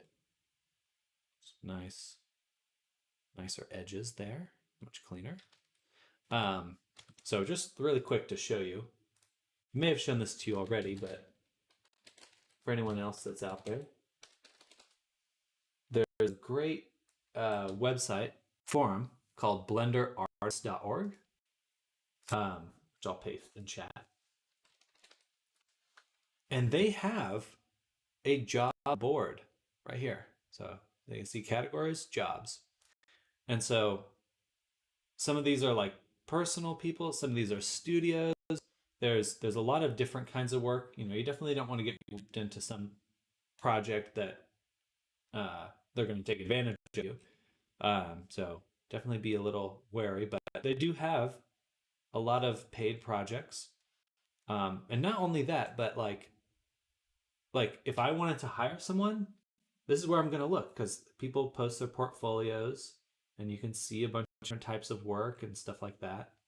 Um, so definitely there are a lot more websites than this where you can find work. This is just one example. But usually like 3D art forums all have some sort of job board and definitely a great place to look. You can also I could give you as much advice as I can, but you can also contact studios directly. Like, hey, I'm super interested in working. I would love to work for you in 2 years. What do I need to know to get hired by you? Like, they'll probably answer you. If they can get someone who is going to be exactly what you need, they'll take the time to answer that. That your email or whatever. Just like, hey, like I want to work for you. What do I need to know to get hired by you? Is usually a great way to ask.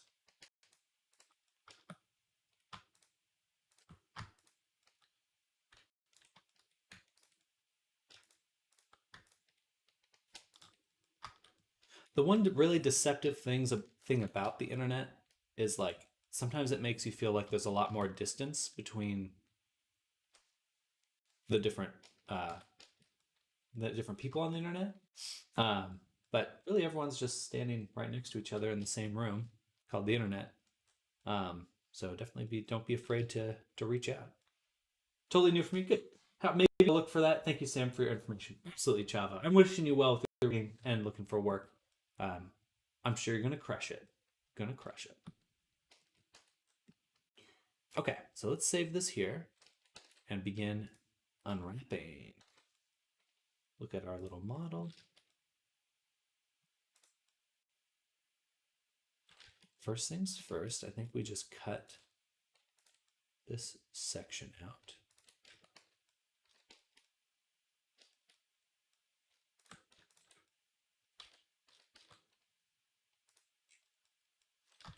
We're going for it. Heck yeah. I should really try to sleep a bit until next time. Get some good rest, Zoom. Thank you for hanging out. I hope you're having a wonderful Tuesday. And I'll see you tomorrow. Enjoy the rest of your day. Bye. Bye. And I'll probably be ending the stream in about an hour. We still got some time, but for anyone that might be wondering, probably have an hour left.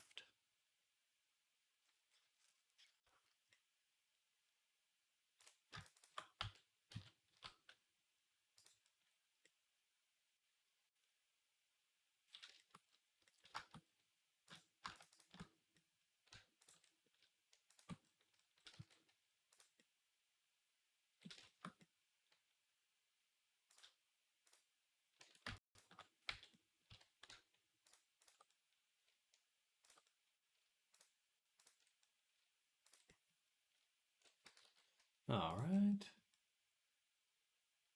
Let's see what that does. Let's see what that does. Not bad at all.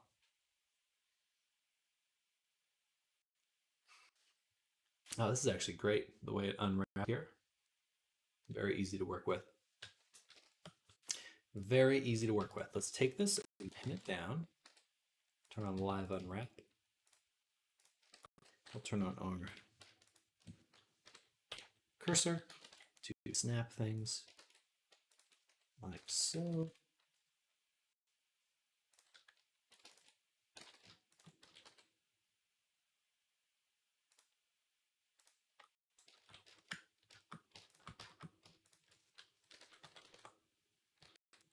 All right, so it's a good start. We'll just move that over for now. This guy. Actually, I will go to the front view, grab this. I have to get back. Be a little bit harder to do it that way.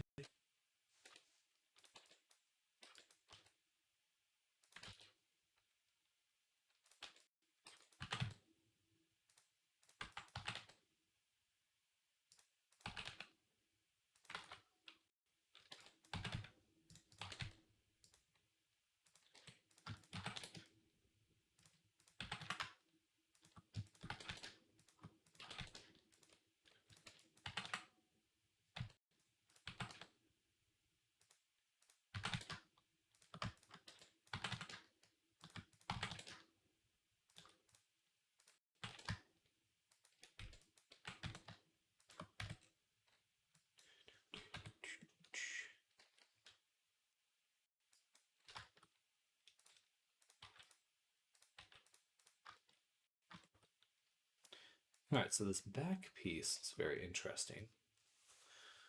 Let's give it, I guess we'll give it a new material so we can slap in our VMAP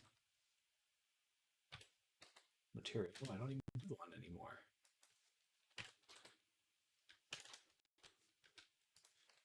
UVs. Bang. Hit it with the color grid. Bada boom. Alrighty. I would like to unfold this. I think I'll just cut this section.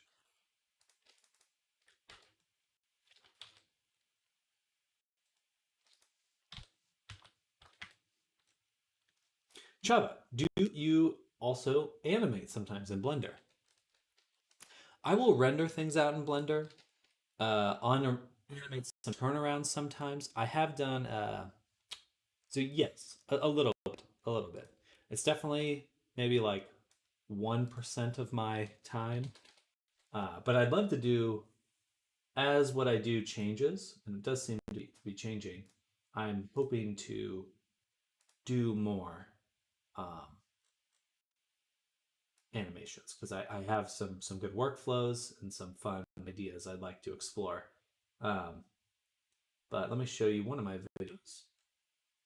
So I made this with VR. So I did some VR motion capture with an avatar I made.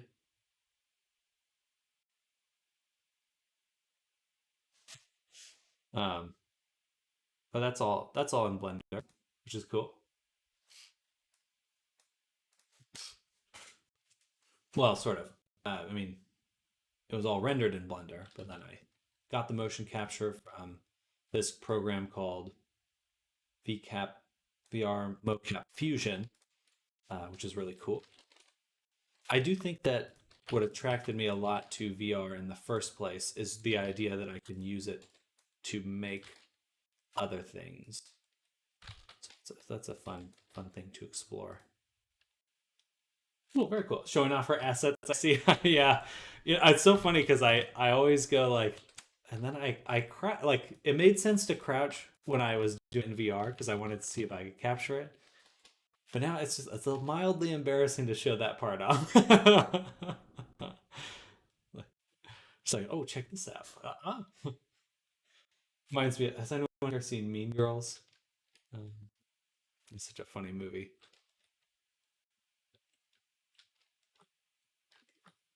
They clap in their dance.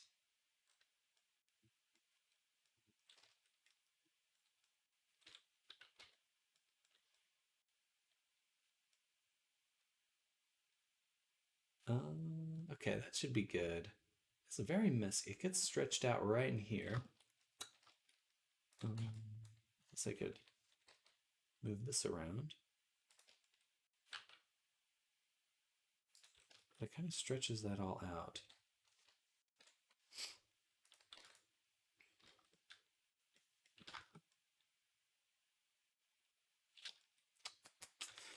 There's one other method we could try.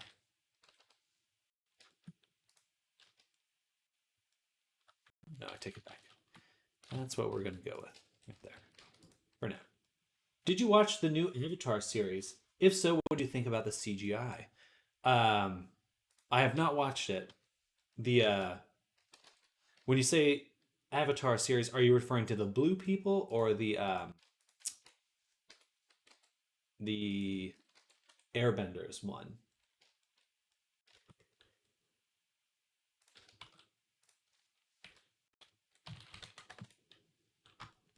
Because I don't know why I'm asking. I haven't seen either of them. Not to keep you in suspense there. I have not seen either of them. Last Airbender, haha, gotcha. 3 actual cartoon to live action or the blue people? It looked interesting. I don't like just once I knew that they were doing live action, I got a lot less excited about it. And that's not to say that CG is bad. CG is great. Live action is great. I just don't understand the desire to take something that's animated and make live action thing. I just it's like anyway. I'm sure the CG was pretty good, but I have not seen anything about it since it came out.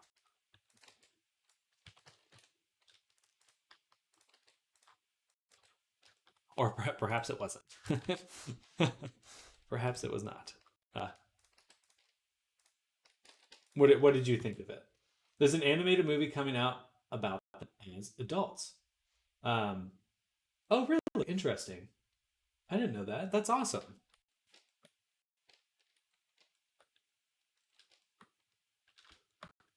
I did like some bits and pieces of Korra. That one was really cool. Um, it went from like it oscillated between like doing things I really liked and then doing things that I really did not enjoy. But uh, like the metal bending stuff was so dope, and they really explored that in a cool way in the show. But then a lot of the characters were very weird, and the love triangle bored me to tears. Uh, October 2025. That's really cool. I'll definitely be keeping an eye out for that.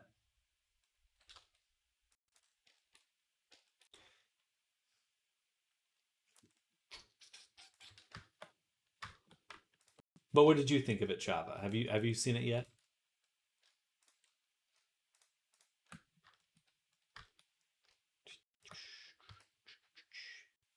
I like the CGI. It was very smooth. The story was a little disappointed, but I think I give it a 7. Okay, okay. Decent, decent.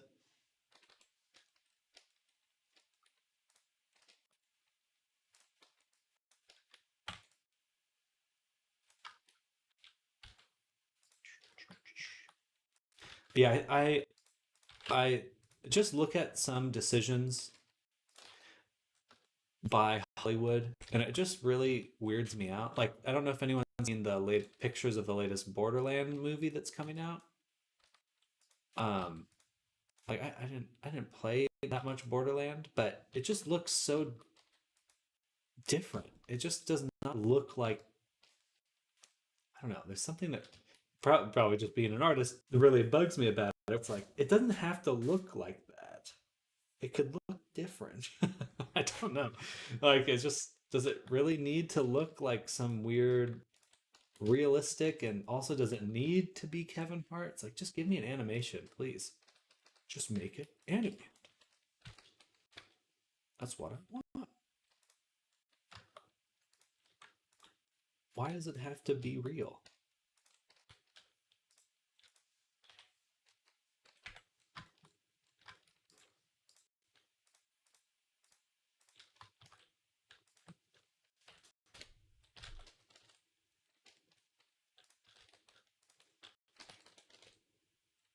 Yeah, it looks very different.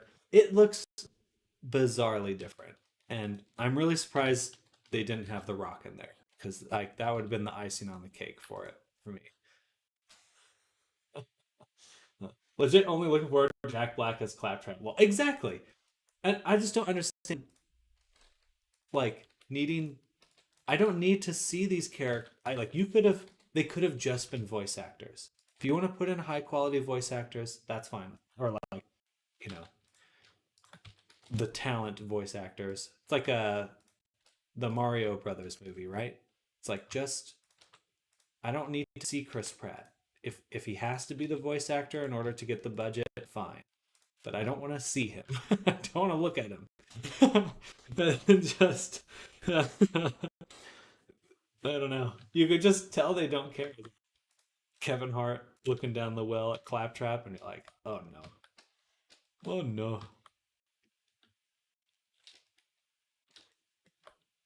We can't go wrong with Jack Black. Chris Pratt is in all of our minds. Get him out! Get him out!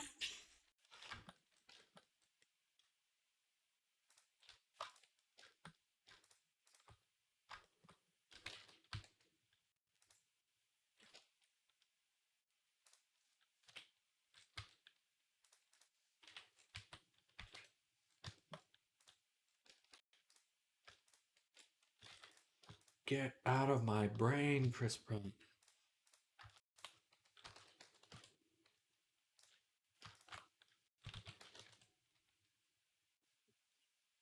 Anyway, hopefully I'm not coming off too strong here.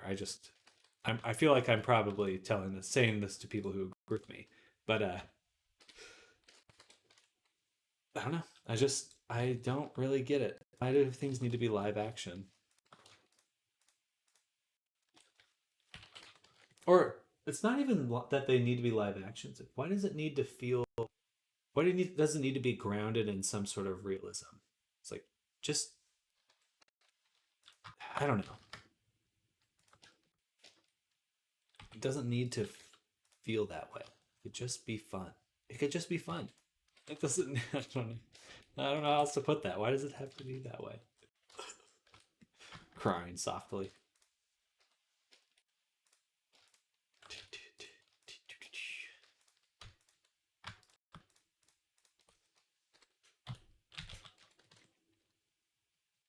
Animated is always better. I agree. That's my or if it's already animated, it's gonna be better staying animated. If it was a video game, it'd probably be better off being an animation as well.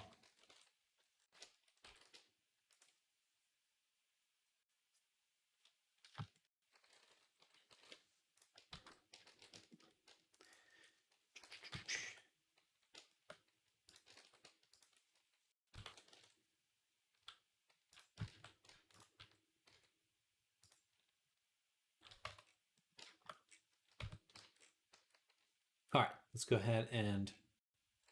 Oh, we're still not quite done. What's this? Gotcha. This is this side here. This thing. Let's go ahead and go in here.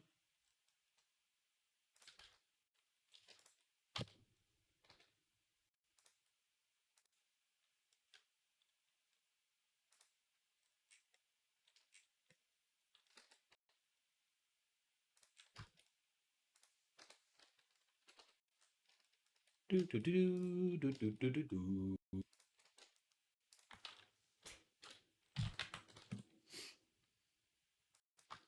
I honestly can't even remember any movies I've seen recently that I enjoyed.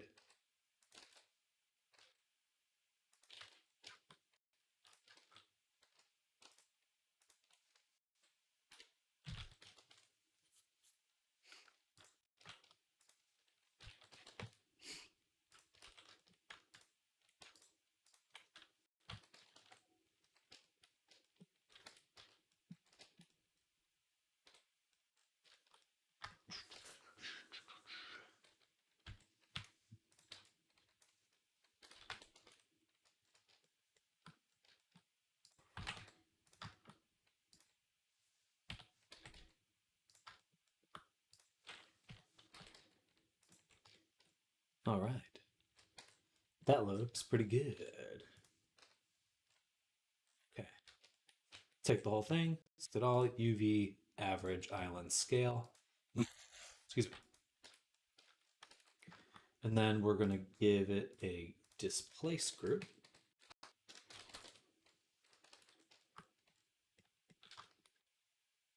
Slap on that mirror mod and then a displace modifier. Set to displace.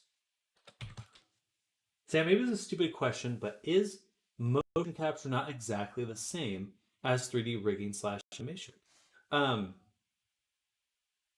You can do motion capture without creating a control rig, but you still need a rigged character to take your motion capture and then put onto the character. So, like when you back in the day, you would see the motion capture outfits with all like little ping pong balls on them.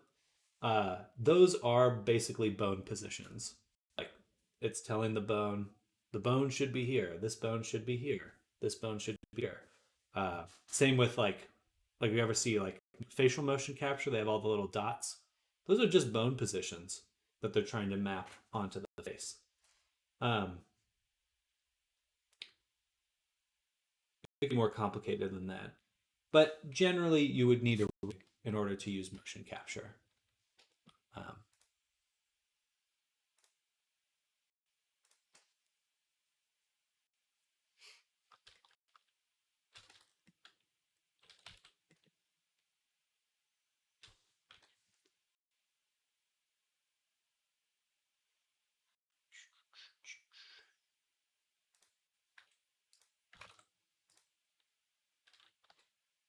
but not a stupid question at all. Things could change with AI, um, where that maybe it becomes a lot easier to rig things, or perhaps we don't even need meshes in the future. Hard to say. That's just speculative. But for right now, definitely need a rig if you want to make an animation.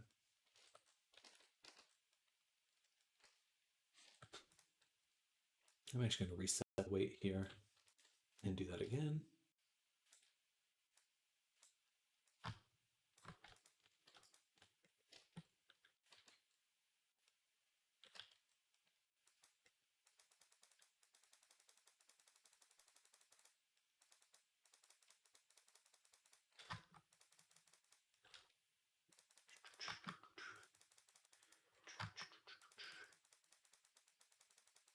Bam, bam, bam,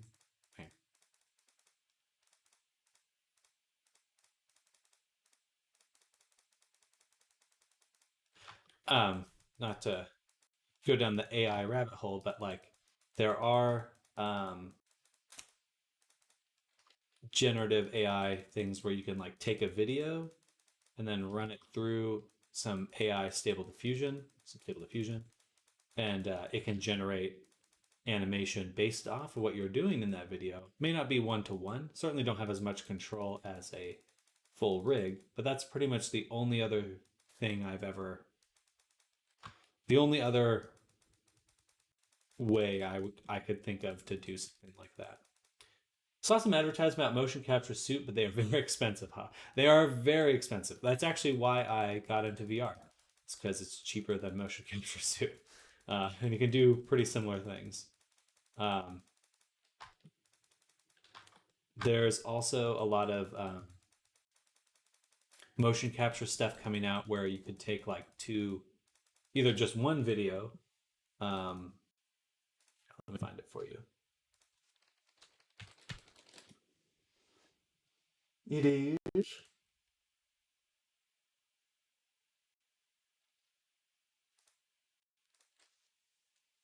I can find it.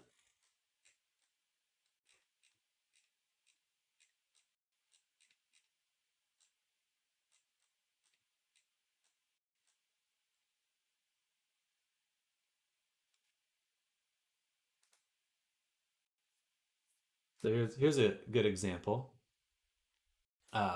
Captury. We captured. So it's just video to motion capture.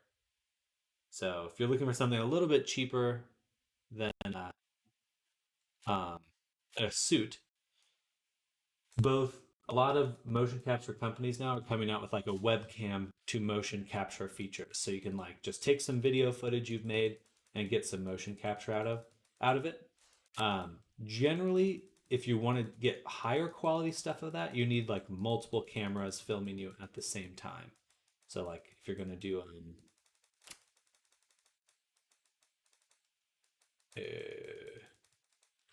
yeah, like if you're going to film yourself, get 2 iPhones or 2 webcams or something. So yeah, at least if you want that really high quality stuff.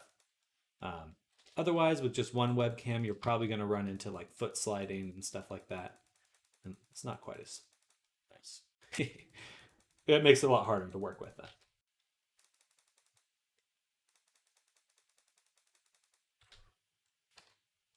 Oh, I should on here my triangulate.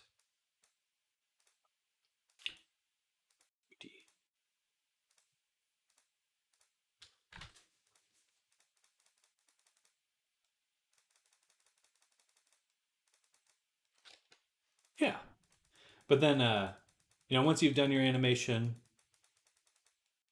once you have all your motion capture done, then you usually would want to bring it into something where you have a control rig, like Auto Rig Pro or Rigify or something. So you can adjust all that motion capture data when it breaks down, when the feet are clipping and stuff, or, if they were meant to grab some sort of virtual object, then you need to retarget so their hands actually touch the object in the right spot, all that kind of thing.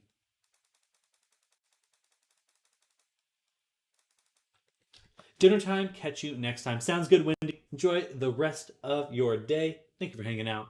Have some good dinner. See you tomorrow. Bye. Bye.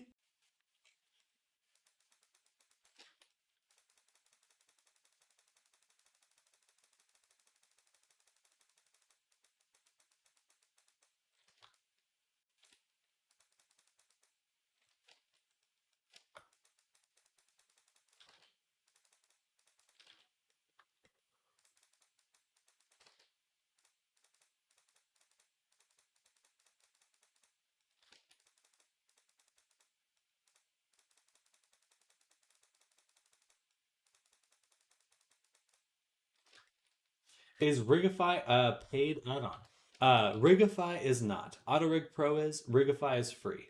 It's kind of one of those Blender, not quite built in, but you can enable it from. It's not like turned on by default, but you can enable. It comes with every version of Blender. So, um, just a very frequently used Blender add-on. It's decent. It's certainly better than it was. It's improved quite a bit, and you can, as long as you know how to make rigs, you can turn it into whatever you want. But yeah, if you're looking to get into rigging and stuff, definitely take a look at Rigify, because that will give you a huge leg up to get started, figure out how things work, how to break things, how to fix things.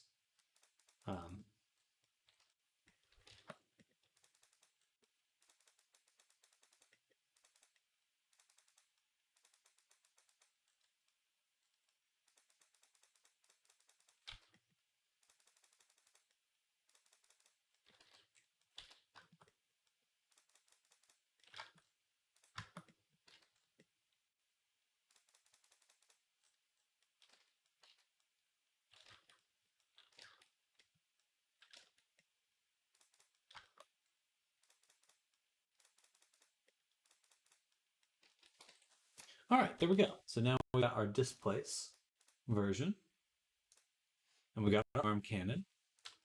What we want to do now is take both of these objects.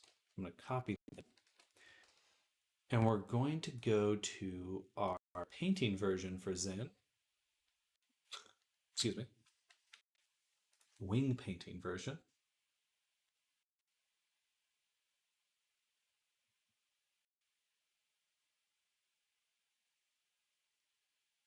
So today I learned about IK and FK rig, but IK rig, I like that more. I do like that more as well. FK rig has some advantages, but IK feels a lot more natural to use to me.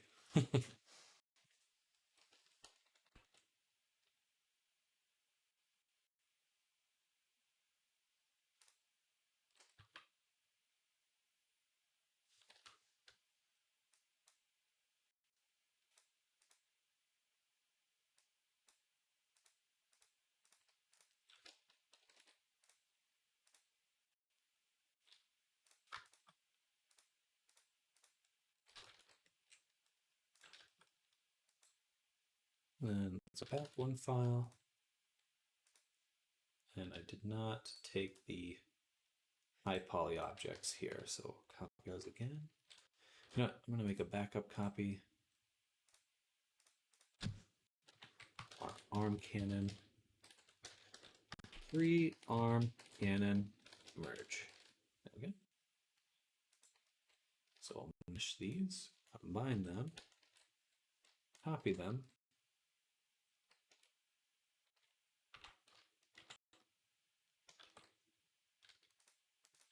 go to the painting version, paste it, put it in the high poly. All right. And now we need to make our UV maps fit for all of our objects here.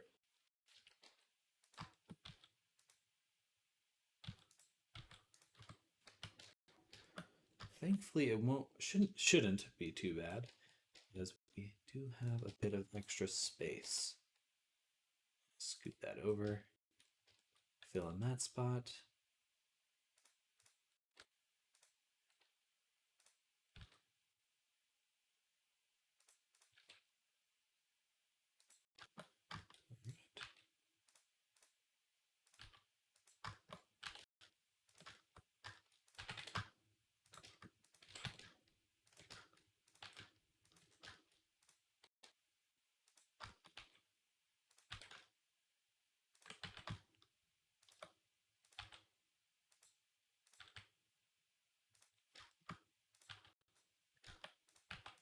Perfect.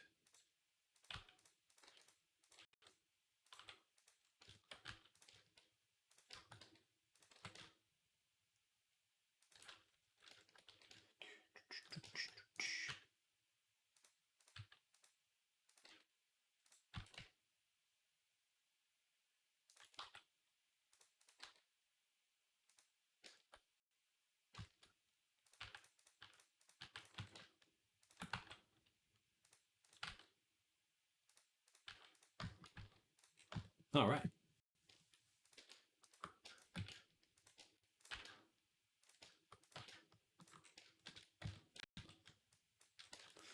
Okay, so now, one more thing. Take this modify, copy as new driver, paste as new driver, paste, copy driver,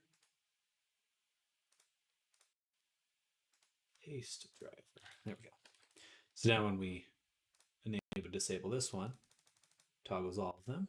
Good. Then, what are we going to do? Then we'd like to go into our Substance Painter folder, go into Wings. We're just going to duplicate this file. That was a deletion. Duplicate. And we'll make this one our second version. V2.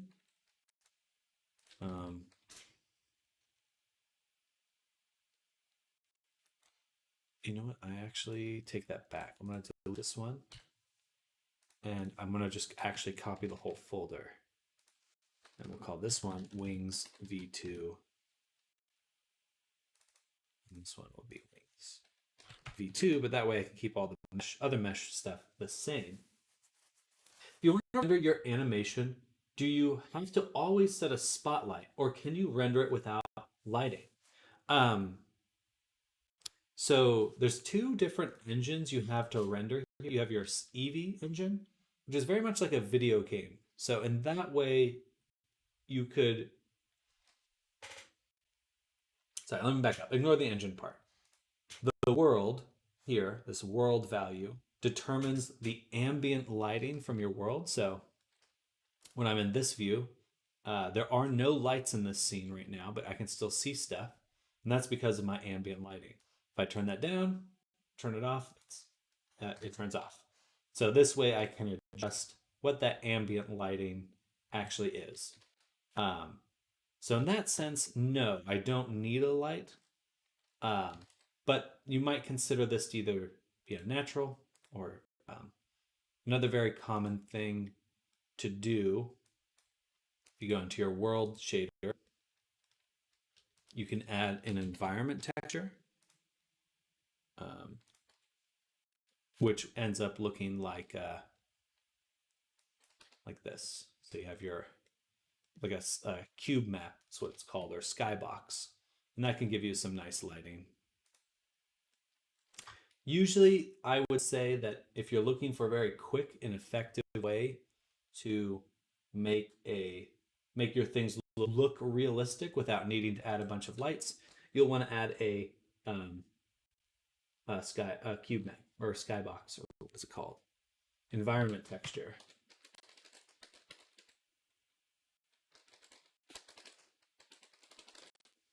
So this is probably a good example here. This one's even shorter. So I'm just going to copy that, share that in there. Oh, copy and paste that in chat. But that's a good way to add quality lighting with very little setup. Obviously, if you want more detail, you can add more. Okay, so we're going to go ahead and take these. Actually, no, turn that off. Turn on high poly wings. Take all these ones.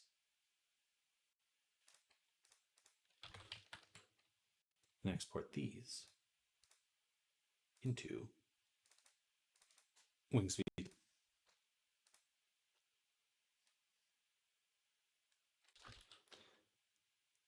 Absolutely, absolutely. Yeah, it's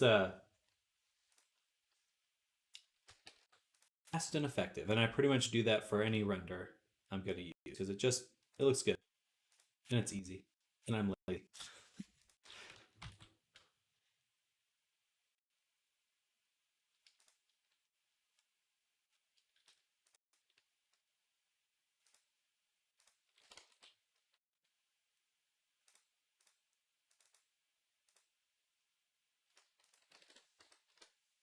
All right, we got another 15 minutes, and then we'll be calling it from there.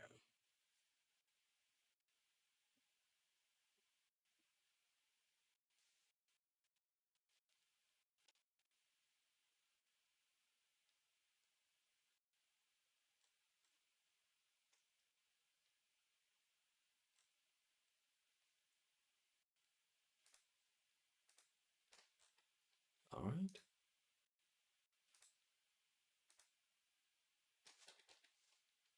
So shift, actually, no. Or we want a project configuration and select our file here, wings. And then go to mode, bake mesh maps. We want to change this file here. We want to add our, in the wings v2 folder, same with our cage, it should be in the wings v2 folder. It is. Okay, just double checking. And we have a little red spot right there. No good. No good.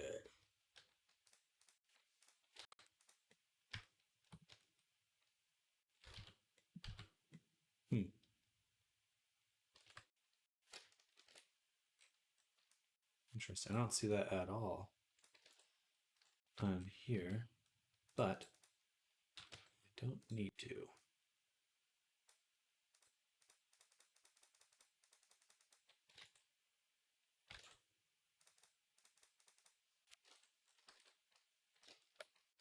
This will be the cage that we're exporting, so bam, export, refresh. Looks better. It's only this one I have to worry about. We do got a weird little bump right there.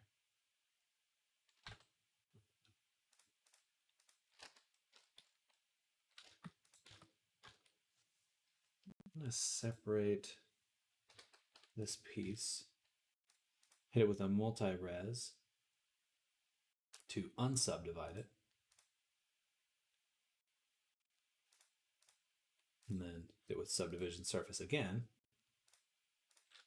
in order to take this face and shrink it.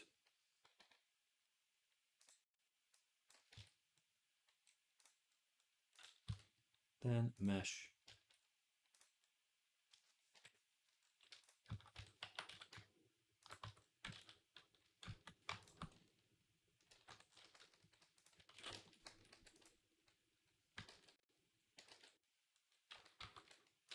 Export again. This one's the high poly. Back to here. Don't really look any. I don't know what that bump's coming from. What is that? Let's see it here. Well, what does it bake with it? That's the good question.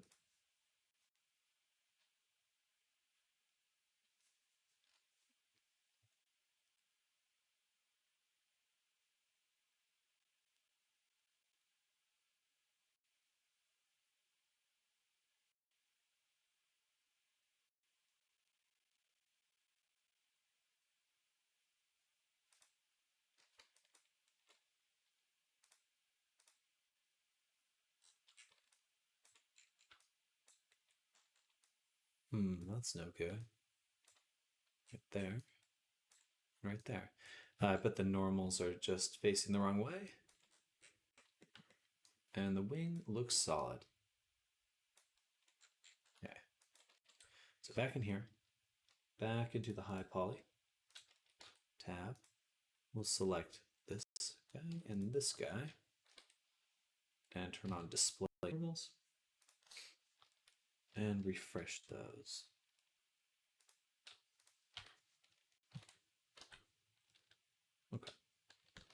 Now they are.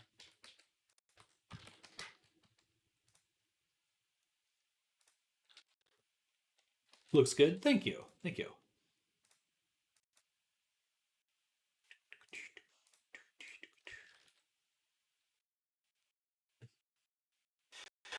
Thank you, Chava. I appreciate that. It's coming together. Oh.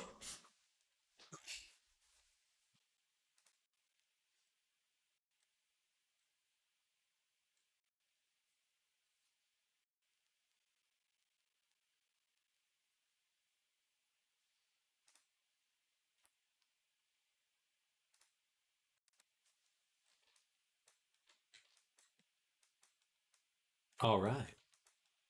That looks like exactly what I want. Arm Canone.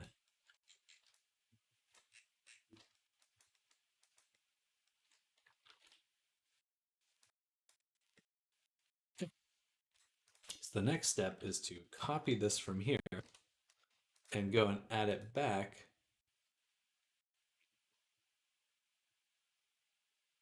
I don't need it. Yeah, I do have to add it back because this one is going to have incorrect normals. So we delete that as well, paste it in, just this. Give it the wings material, even though that's going to look messed up right now, but that's okay. Okay. Then we're going to put it on.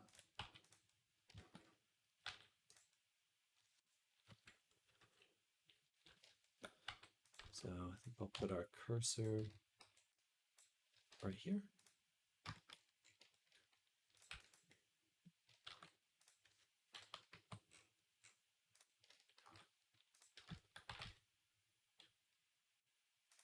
Right about there. Dope. That's cool. So my focus is now rigging and animation, but more rigging. If I understand it would, but if I understand it more, then I would like to model and then rig animate, but it takes a long time. It does take a long time. These are definitely, so, I think a lot of your questions have been focused on like getting a career and doing this professionally. One thing that is very important to keep in mind is if something is very hard and you get good at that, that means you're competing with a lot less people. And that's a little bit more valuable than you may realize at first. Like, if there are less people that can do that kind of work, then you have a more stable career. That's just what it means, which is very interesting because it kind of changes how you approach, perhaps think about certain things or what might. Anyway, just something to keep in mind. Like, you definitely don't have to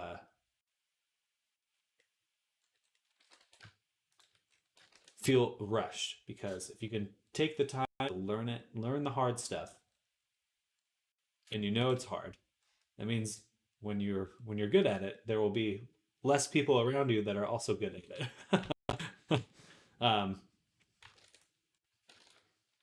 Anyway, all that's just to say that a lot of stability in a career just comes from knowing if you're in a spot that can be competed with directly. Do people have the same skills you do? Anyway.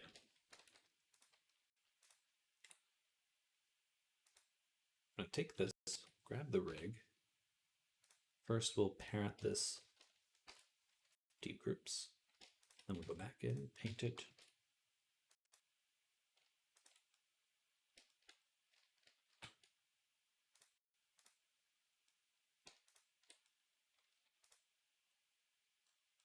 Forearm twist. We'll just do forearm stretch. Definitely don't need my hand to weight this. Should just be that. And now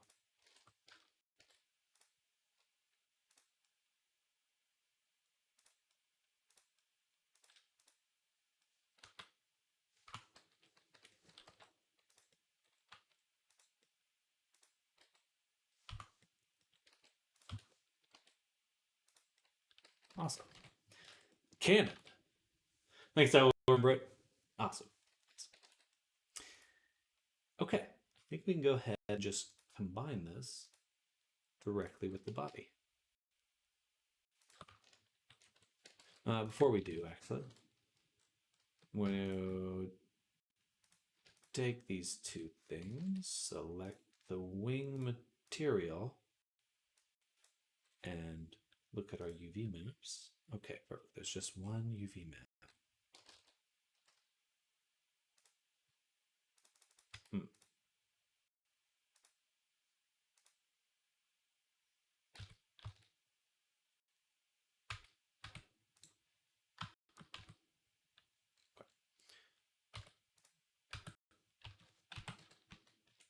All right. Just move them one up so that I can toggle them that way. Toggle them. Then we can combine it with the body. All right, now our arm cannon is attached. That's a good spot for us to end it for today. More to do tomorrow. We'll finish up the arm cannon, get that working. Just take some screenshots really quick and get these over to the client.